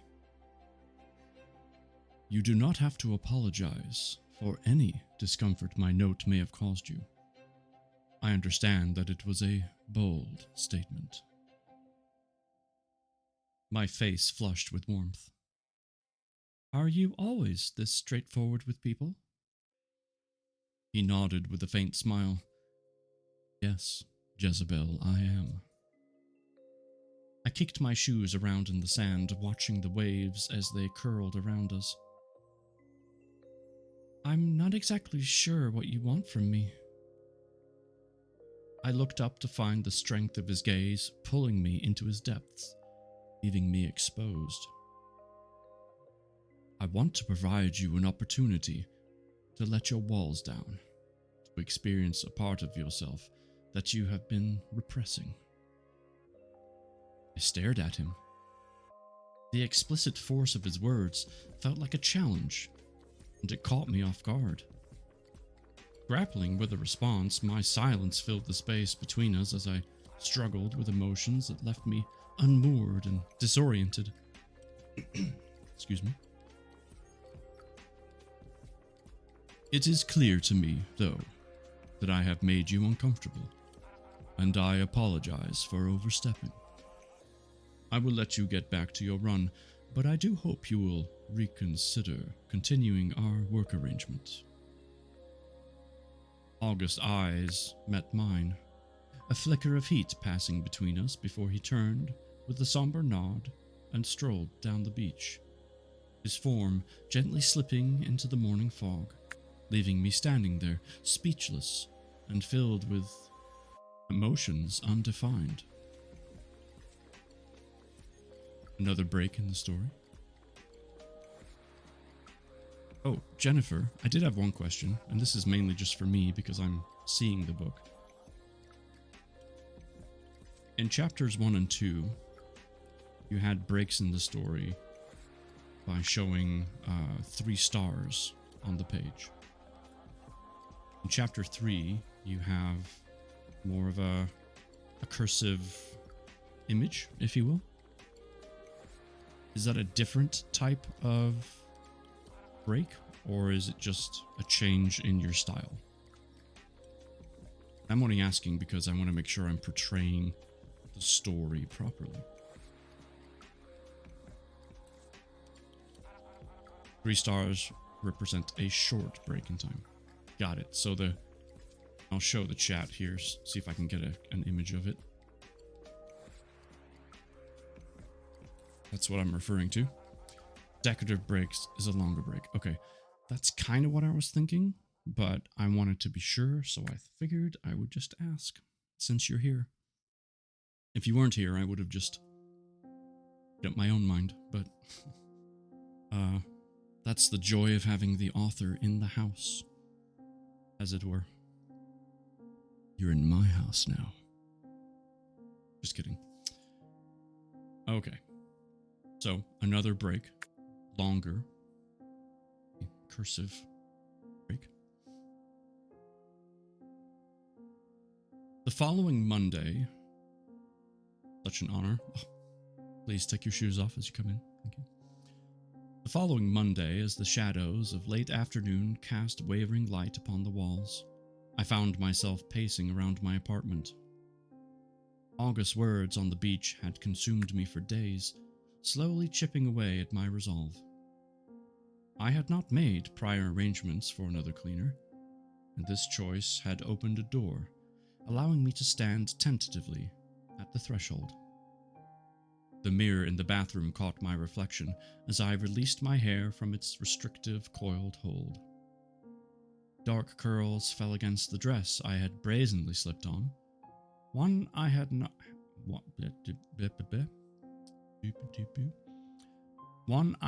had on occasion to wear until now. Had an occasion to wear until now. I swear I can read. It was silky, black, and easily shed, and it spoke loudly of intentions interpreted and completely unrelated to cleaning. The idea of offering myself to this man felt erotic and enticing. I had never done this before. I was not accustomed to acting spontaneously. In the past, all my intimate encounters had been orchestrated by a series of carefully thought out steps. Impulsivity was not in my nature. Stepping out of my comfort zone, and it was an alluring rush that left me strangely empowered. My fingers ran along the edges of August's note, which still lay on my kitchen counter. Should I really do this? Should I go to him? Filled with a sudden burst of confidence, I grabbed my coat and headed out into the nailing it, into the growing chill of dusk. As I drove up to his house, I mused over my past. It had been many years since I had felt the touch of another. Most of my experiences with men had left me empty. My litany of lovers were like faded paper, their memories dull and lifeless, leaving no lasting impression upon my mind. After moving to this tiny town nestled against the sea, I had thrown myself into my business with ferocity, consumed with responsibility and reluctant to dive into yet another disappointment. I appreciated the peace that my solitude brought, and the predictability of my days, but I wondered at times, was I broken in a way that could not be repaired? Had the trauma of my past grown thorns, enclosing me in a thicket of self-preservation?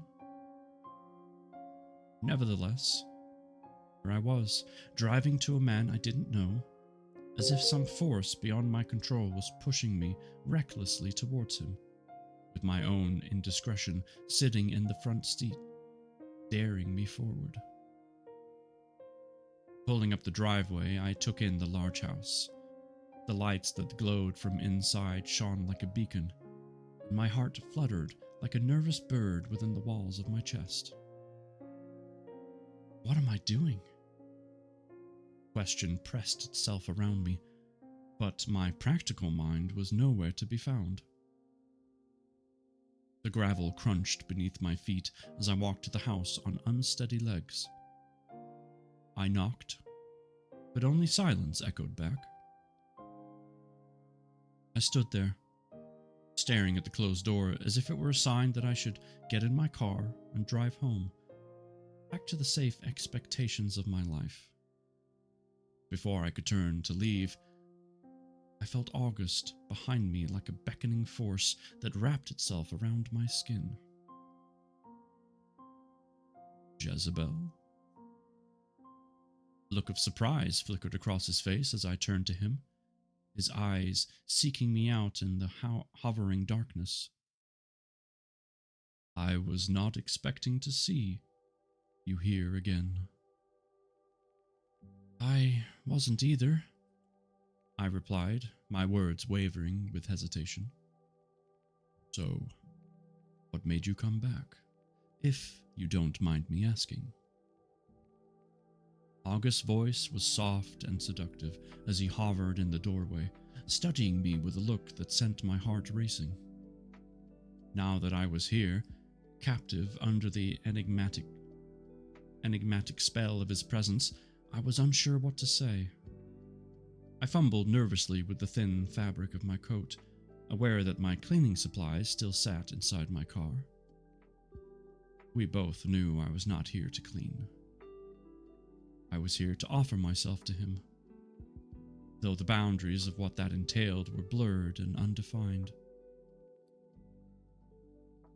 As this reality coursed through me, I began to tremble, not in fear, but excitement. It was as if I were about to plunge into something deep with this man, and once I did, there would be no ladder with which to climb back up. I don't really know. I guess I found your boldness compelling after all. My words came out halting and breathless. Soft gentleness swam in the depths of his gaze as he looked at me. Please, come inside. You're shivering, Jezebel. I'm okay. His eyes grazed across my body and then fell to where my dress peeked beneath my coat. Are you sure? If you are at all uncomfortable being here right now, just tell me. I nodded my head, my words like sticky honey in my mouth. Yes, I'm sure. August opened the door for me, shutting it quietly behind us. The sound of the ocean retreated, and my thoughts stilled as a tense, but supple silence filled the room. I've never done this, you know. He turned to me and tenderly brushed a wisp of my hair away from my shoulder. And what would you like this to be for you? I stared at him, unable to formulate an answer, realizing no man had ever asked me that before. I don't know. I think you do. August's hands softly fell to my arms as he slid them slowly up my shoulders, removing my coat from around me and hanging it on a hook by the door. Beneath the layers of your mind, there is a language that only your body speaks. What is it saying right now? I closed my eyes for a moment, breathing in the richness of his question. I want you to make me feel beautiful. When I opened my eyes again, a rush of dizziness engulfed me under the deep burn of his gaze. Do you believe that you are not beautiful, Jezebel? He reached up to cup my face. His large, callous fingers left a surprisingly feather-light caress upon my temples. With the back of his hand, he traced along my cheekbone before slipping down to my neck. His palm cupped the tender place where my pulse lay, and my racing heart thrummed against his touch. August leaned close to me. Because I can assure you that you are.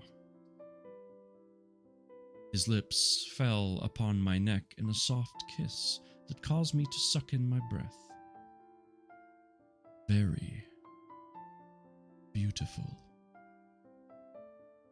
Each drawn-out word became a burst of pleasure upon my skin as his hand slipped down past my neck and to the swell of my breasts. A moan escaped my lips as his thumb brushed over the fabric of my dress, sending a ripple of longing that washed over me. His eyes grew heavy, devouring me with an intensity that left me woozy as if I were drunk. Is this all right with you? He asked in a low, husky whisper.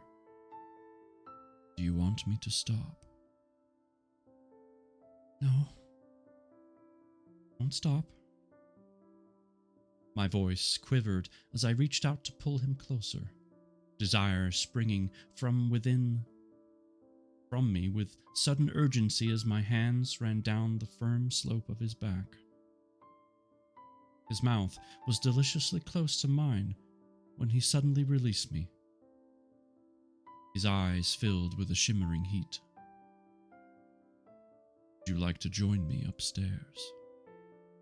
I nodded, my legs growing weak, trembling with an ache that emanated from deep within my core. He smiled, took my hand, and guided me upstairs to the dark, lush contours of his bed. And that's chapter 3. Boy, and I thought it was the push-ups that made me warm. I was wrong.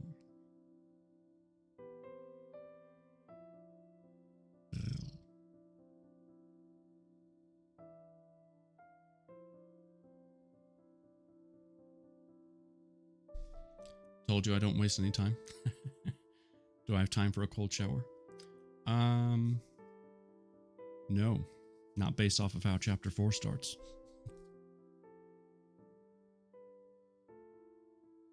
You might have time to get a washcloth and make it cold. Just damp it a little bit, you know? Oh my gosh.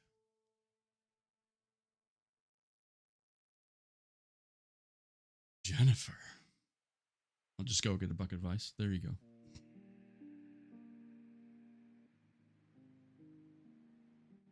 You might have to wait on that, yes. It's about to heat up, folks.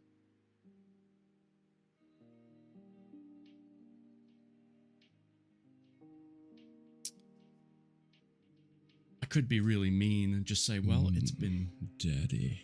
Yes, it's been great. We'll leave it here. We'll pick it up next time. But then I think I'd have an angry mob on my hands. So I won't.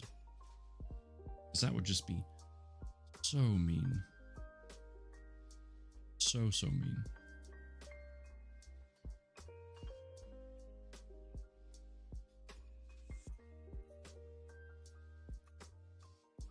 How do you like the new background, by the way, that I have playing behind me?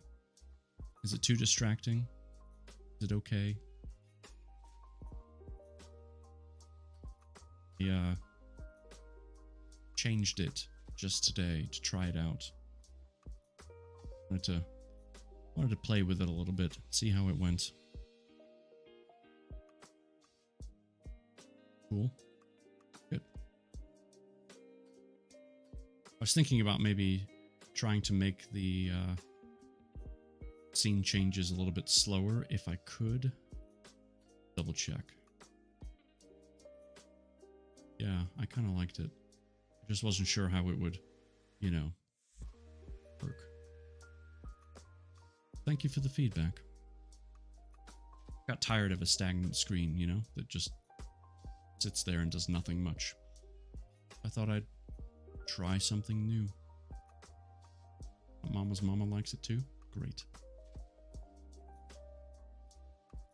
Well, on that note, I'm going to take one more sip. Because, well, it's a heating up.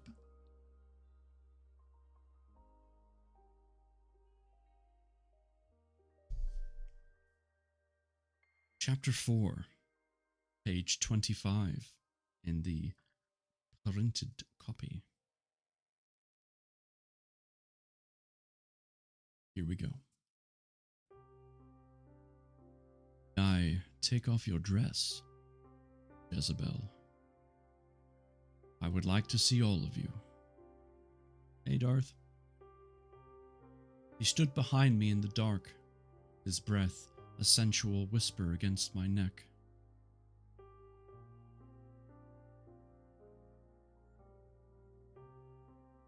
Rockhound redeeming book ASMR. Right after August asked to take off her dress.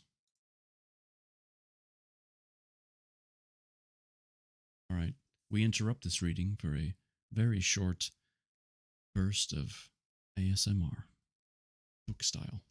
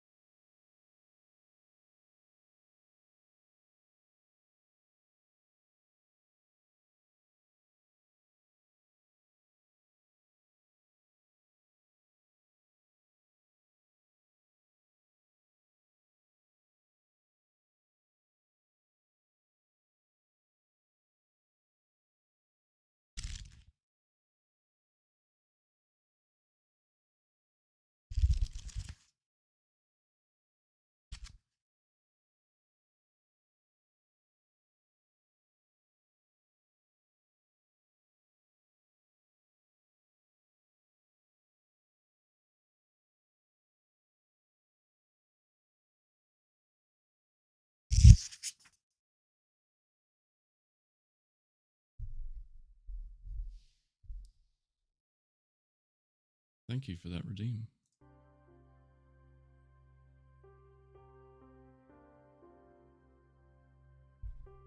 Yeah, if volume of the stream isn't all the way up, sometimes the book ASMR might not come through. I don't think anyone has ever touched my book like that. You know, it won't be the last time, Jennifer. These pages are gonna get caressed. Okay. Back to the story.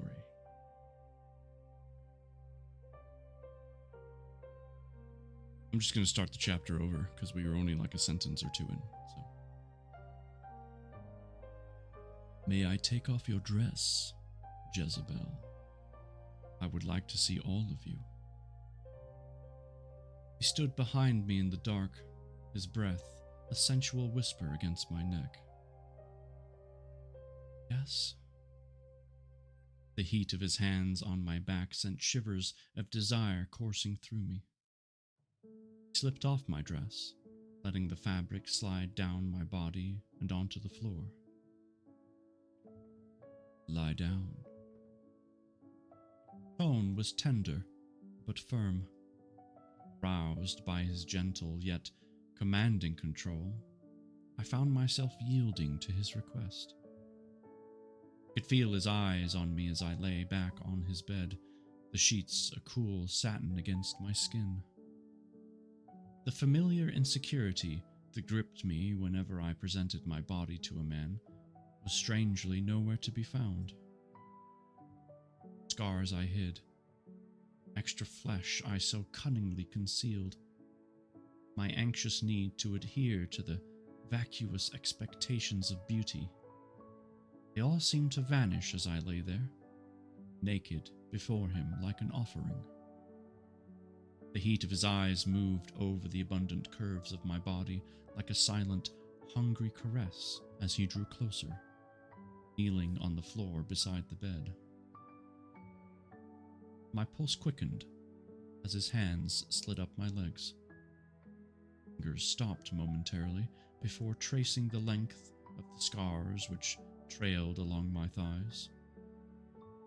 I drew in a shaky breath, overwhelmed by the searing desire this man elicited in me. Continued his leisurely exploration of my body, teasing me with a light brush over the folds of my sex, already tender and wet, before moving up to my breasts. My nipples ached with sensation as his arms, trying to pull myself... I messed that up. As he ran his thumb against them in slow, circular strokes.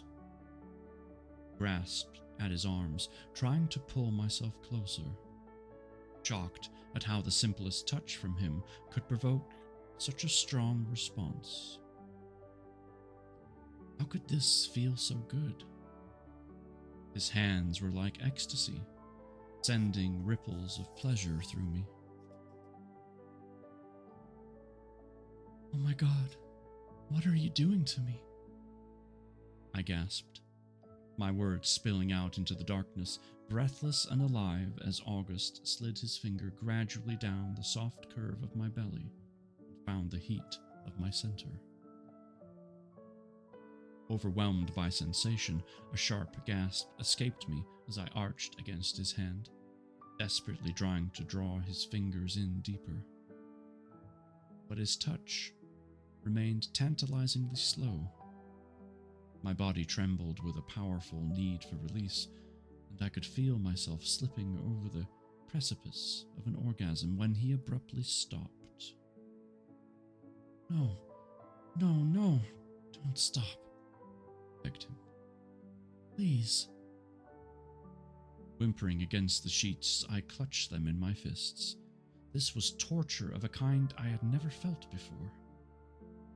Every part of my body hungered for his touch. He moved across the bed with a silent grace and gathered me into his arms. Fingers grazed over my lips. Faint. Daddy. the faint taste of my desire lingering on them as his eyes met mine. I reached out and guided his mouth closer to me. There was a moment of hesitation from him, flicker in his gaze before his lips touched mine. I grasped at the fabric of his shirt while his hands slipped into my hair.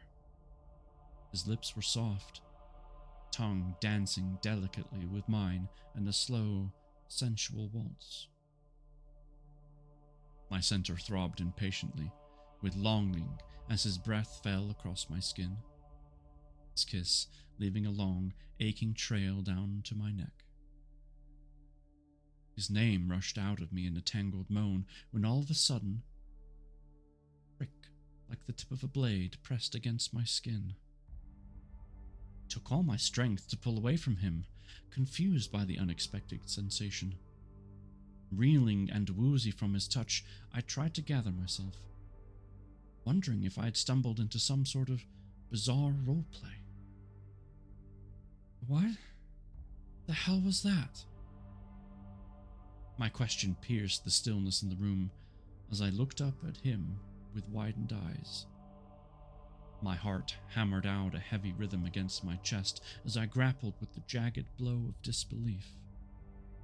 His teeth were now faintly visible, protruding below the succulent curve of his lips, and my breath tangled in my throat. Who was this man?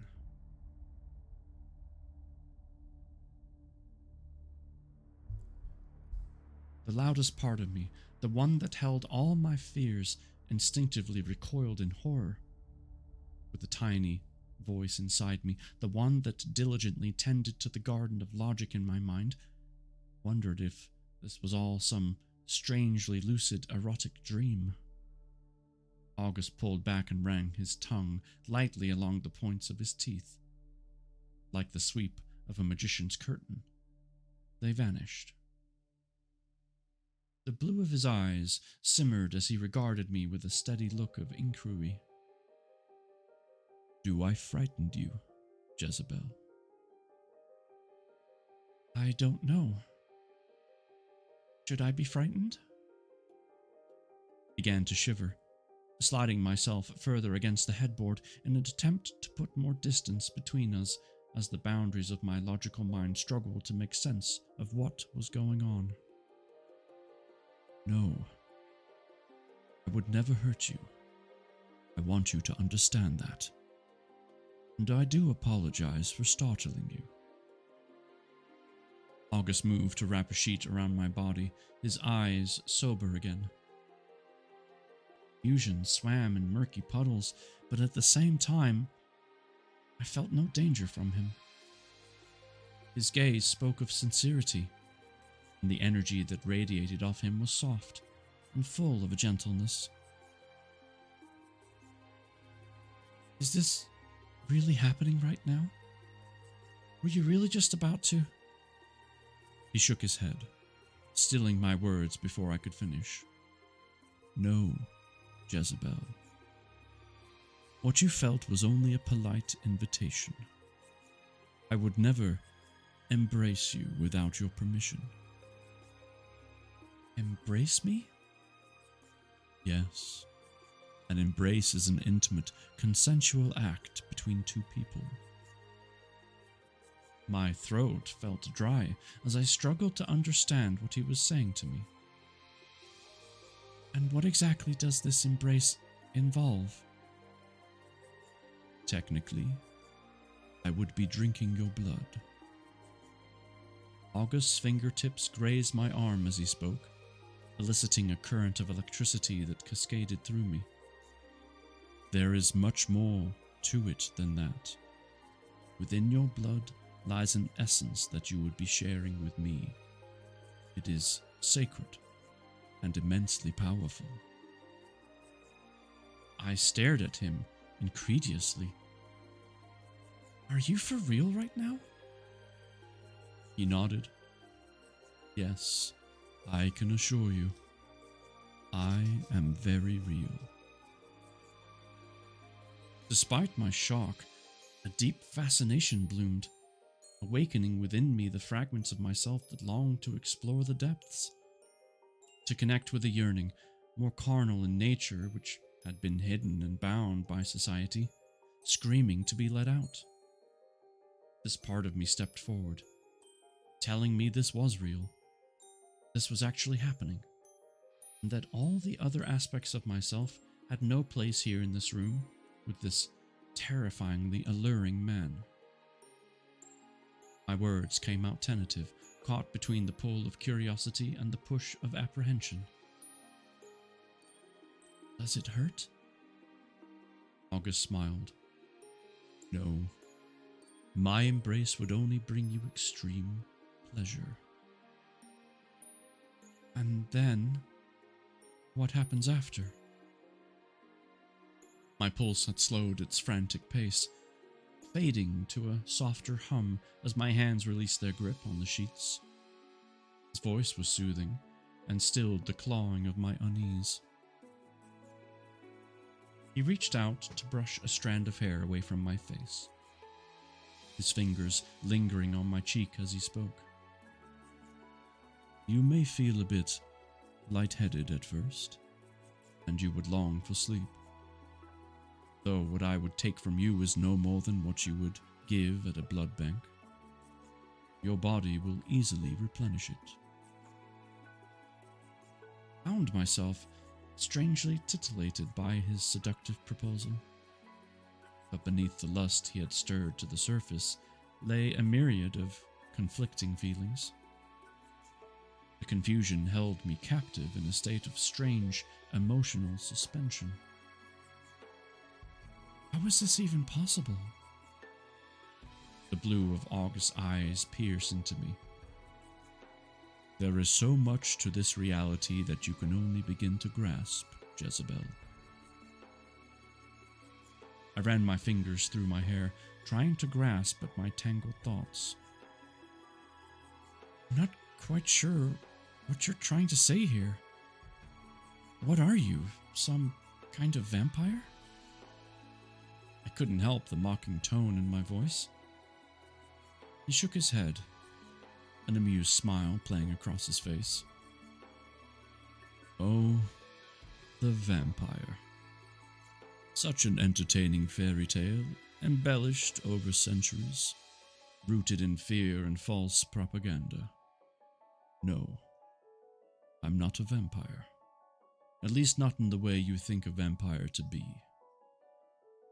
What I am is a descendant of an ancient bloodline. I call myself Sanguine, which roughly translates to of sacred blood. My head spun with a feeling of surrealism that was hard to compartmentalize. The world I had carefully molded around myself had collapsed, spinning me recklessly towards a reality unknown to me. Trepidation clung to me like a shield, while the faint rush of excitement bubbled within. It was as if I had stumbled upon a treasure, beautiful, elusive truth, hidden from me until now, and it beckoned to me, enhanced by the deep pull of my fascination. So, all the stories? That is all they are. Just stories. Though I do prefer the night, as it is much more peaceful. But you need blood to survive. To thrive and stay healthy, yes. Though only about once a week or so. And why is that? I was held captive by intrigue, and these unguarded questions spilled from my mouth with an urgency. August ran his fingers lazily down my arm. I am the ancient manifestation of a primal life force. A life force that everyone encompasses within them. Best accessed through tantric energy. It is the sharing of this life force that sustains me. His words hung in the air like a sensual promise to finish what he started. The enticing magnetism that had drawn drawn me to him like a seductive cloak, suddenly fell away, leaving a sharp clarity behind. Wait a minute. I stared at him as a flicker of distrust slipped in, demanding answers. So all of this was just a lure? Did you hypnotize me or something?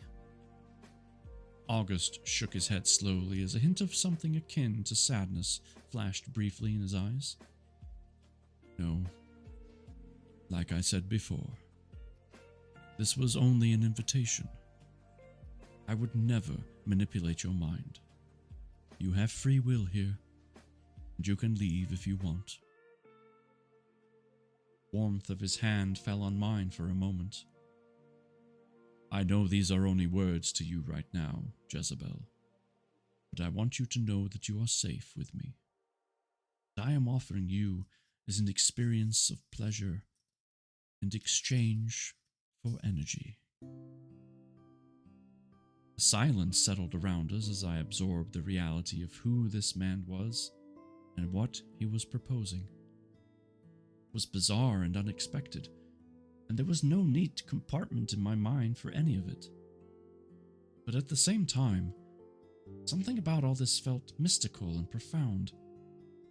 The depths of possibility beckoned to me. I was filled with an irrepressible yearning to explore this world that he was inviting me into. Okay. I found myself whispering into the darkness of the room. August looked at me with a heavy gravity. Is that a yes, Jezebel? I nodded as a rush of breathlessness overcame me. Are you absolutely sure? Yes. He moved closer to me, laying me back down on the sheets as his hands gently caressed my face. His lips touched mine as his fingers coiled themselves in my hair. Overpowering and seductive pull of him rekindled the embers of my desire, and my pulse beat in a rapid flutter. Whether from excitement or fearful anticipation, I could not tell. You want me to stop at any time? Just say so. His voice drifted above me while his mouth moved to my neck, his lips softly brushing against my skin. My body quickened as a strong rush of pleasure consumed me. Then I felt it once more, that pinprick of sensation. He hovered there for a moment, waiting for my permission. Yes. I breathed into the thick softness of his hair, which smelled of the ocean. Clutched my hands around his arms as his teeth slowly sank deep into my neck. He let out a sudden deep groan as he began to draw from me, and an instantaneous climax washed over my body, pulled me under its intense grip, and did not let go. Wave after wave of ecstasy fell upon me in a never-ending onslaught. There was no shore.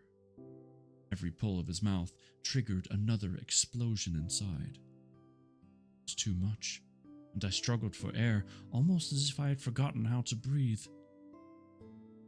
Stop! I gasped against him. He released me. I lay there, my hands grasping the sheets while I waited for the last orgasm to subside. My body throbbed and rippled with a piercing euphoria I had never experienced before. As I gradually came back to myself, I could see him sitting beside me, dark hair falling across his eyes, which seemed to shimmer a brighter shade of blue than before. What was that? My words spilled out in short, breathless pants. He smiled and bent down to press a soft kiss on my forehead. I tend to forget. The first time is always the most intense. Your body will adjust to me, though. I hesitantly reached for my neck to feel for whatever marks he had left, but there were none. Do not worry. You will find nothing there, Jezebel. But how? I shot him a questioning look. Regeneration. He reached over to take my hand, turning it over until he located a small slice of my thumb, one that I had cut with a pair of scissors the day before. Let me show you. He pressed his fingers lightly against the cut and then released, revealing smooth skin beneath. I let out a gasp. You're a healer. I am many things. But how is this possible? August gently stroked his thumb against my lips, stilling the words that yearned to tumble out in frantic succession. I know that this is a lot for you to take in right now, and you have many questions. Your body should rest right now.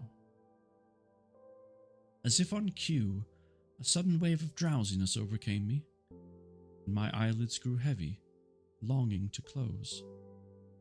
I nodded to him as a thick weight of sleep lured me into a deep oblivion, and August's voice became a faraway whisper in my ear. I will be back soon, Jezebel. Jezebel. There's a short break here, a small amount of time. I awoke to a blurry confusion. Disoriented, it took me a moment to remember where I was. The silky feel of sheets against my skin and the sound of footsteps coming up the stairs stirred me from my dreamlike state. August entered the room and sat next to me on the bed, brushing his hand across my back. How do you feel? I stretched my limbs, muscles humming deep within. Very relaxed. Good. He nodded as he placed an envelope beside me. What is this? Your payment. But I didn't clean. I looked up at him with confusion. No, you did not. You provided me with a service, one which I intend to compensate you for. Really? The sharp sting of insult rose within me. What if I don't want to take your money? I would prefer if you did, Jezebel. I sat up in bed, pulling the sheets around me as the familiar feeling of self-consciousness crashed against me. So, I'm just a whore to you then? Bitterness swirled on my tongue. August shook his head. No, it is not like that. There will be no intercourse between us. What you are is a giver. His eyes searched mine in the dim light of the room. I apologize if you find this offensive in any way. That is not my intention. But it is important that we do not confuse things. I require a service from you, and if you agree to it, I will pay you adequately. Though August's tone was tender, his words fell on me like a slap. He had taken an extremely intimate, sensual experience and turned it into a business transaction. I felt deflated. Here I was, thinking he had chosen me out of desire, not a mere necessity he had to fulfill. So, you felt nothing with me? I feel many things for you, Jezebel. You are an incredibly beautiful woman with a very bright spark inside you. August reached over, taking my hand in his. It is a passion I have not seen in a very long time. I believe that is what draws me to you. You possess an innate ability to connect to energy on a deeper level. Speaking of Jezebel, hi Jazz. We're almost talking about you. So very close. He looked at me with compassion, the gentleness in his gaze chipping away at my walls. August's capacity to see something deeper softened me. It was rare to meet anyone who could reach beyond the facade I presented to the world. Does that surprise you? He asked, as his hand reached up to cup my face delicately. The person you think you are, up here in your mind, is just a tiny fragment of the potential hidden within you. My heart fluttered from his touch and the slow, sweet honey of his words. And I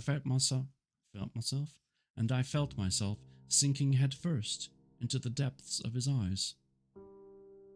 He hovered above me for a moment, his lips tantalizingly close to mine before abruptly drawing away. It is getting late.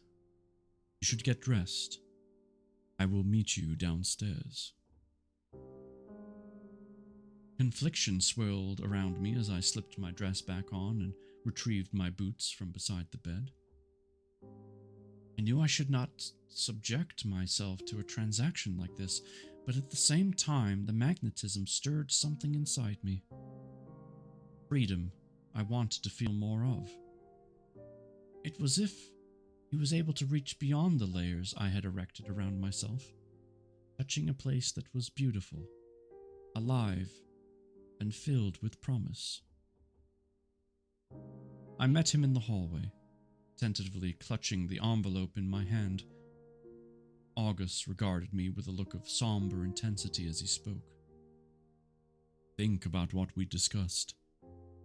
I understand that this is a great deal for you to process. But if you would like to continue with this arrangement, I will be waiting for you. Same time, next week. He moved to open the door for me, and a rush of cold air hit my face like a shock to my system. Suddenly, I was leaving his reality and re-entering my own.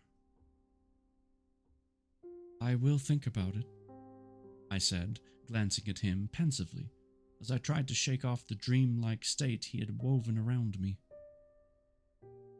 August reached out and brushed his hand down my arm for a moment, eyes filled with a softness. Thank you for sharing yourself with me tonight, Jezebel. I nodded, pulling the thin fabric of my coat around me, which did nothing to ward off the bite of the wind, or the clawing of my emotions which swirled wildly within me from the surreal and overwhelming events of the evening. Dazed, I stepped out into the darkness and headed toward the comforting familiarity of my car. And that concludes Chapter 4. My. So, that's the truth. He wants her blood. But in return, she is gonna feel amazing. I'd have been pissed. Yeah, talk about confliction. But based on what we know so far, mainly from back of the book, there is something about her past and his past that I think is drawing them together on purpose. And I'm just guessing here, but I think that's why she's going to continue. I think that's why she's so intrigued and just fog of confusion isn't enough to keep her away. More. Definitely more. Sorry, no way to get me naked and then put that or pull that. Oh, hell no.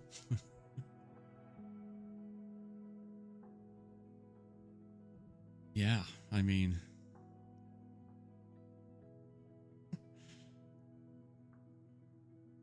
but she did have, from what it sounds like, multiple orgasms. And he got a health pack from her blood. So.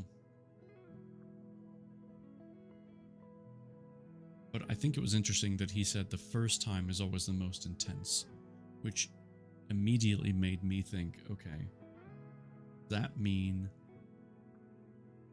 3 months down the road, or however long, it's just not going to feel as good anymore?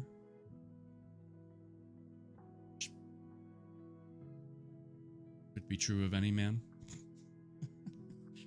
Hate to say it, because I am one. But, yeah, just made me curious. Very interesting indeed. All right. I think that is a really good pause point for this first read of this brand new book in our midst. I say brand new. When was this actually published? This was published in 2020, I think. Yes. First printing edition, 2020. So it's new to me, new to us. Yeah, he definitely didn't leave her hanging in that department. I appreciated that he conveniently forgets to tell partners that.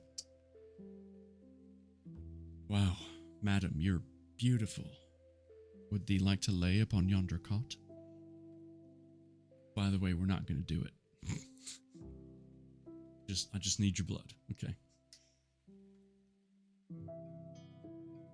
Sign here, initial here, sign here. Thank you.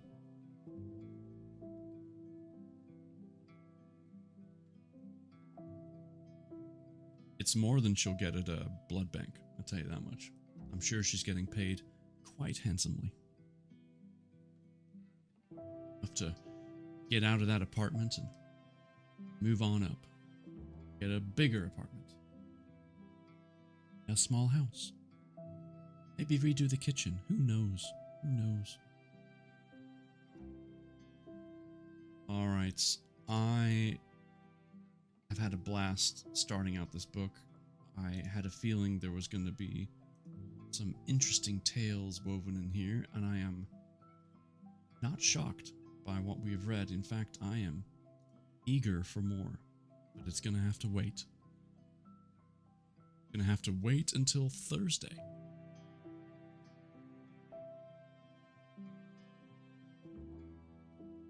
Oh yeah, I always forget to mention that the first time is the most intense. Surfman, what's up? It was fun. Thanks so much for reading. Absolutely. Plenty of more reading to come, so we'll be back Thursday night, same time, 7 Central, to continue this book, see what other shenanigans happen. Plenty more story to go. We're showing up late. Sorry, my guy. Hey, don't worry about it, Surf. I appreciate that you still came in and said hello. Got through 4 chapters tonight, and we'll continue with chapter 5 on Thursday. So should be good. I am gonna find someone for us to raid. Let's see. Who haven't we visited in a while?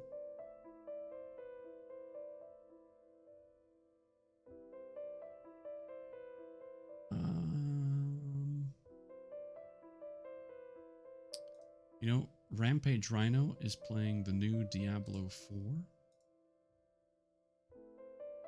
Might as well go say hi to him.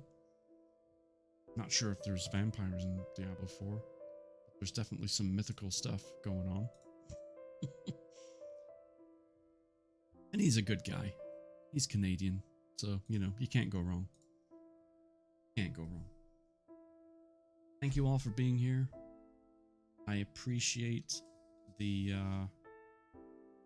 redeems, the sub, the gifted sub. Thank you, thank you, thank you. And for the raid as well, of course. The new follow, all of that stuff. It's great having you all here. I really, really do appreciate it. I'm gonna punch in aid. Feel free to copy this message if you don't mind. Nighty night. Hope everyone has a good rest. Yes, thank you. Thank you. And thanks for coming in, Jazz. I know it was a little bit late in the game, but it doesn't matter. I'm glad you were here. Okay. Until then, or I should say until Thursday, please take care of yourselves, take care of each other, and have an amazing night.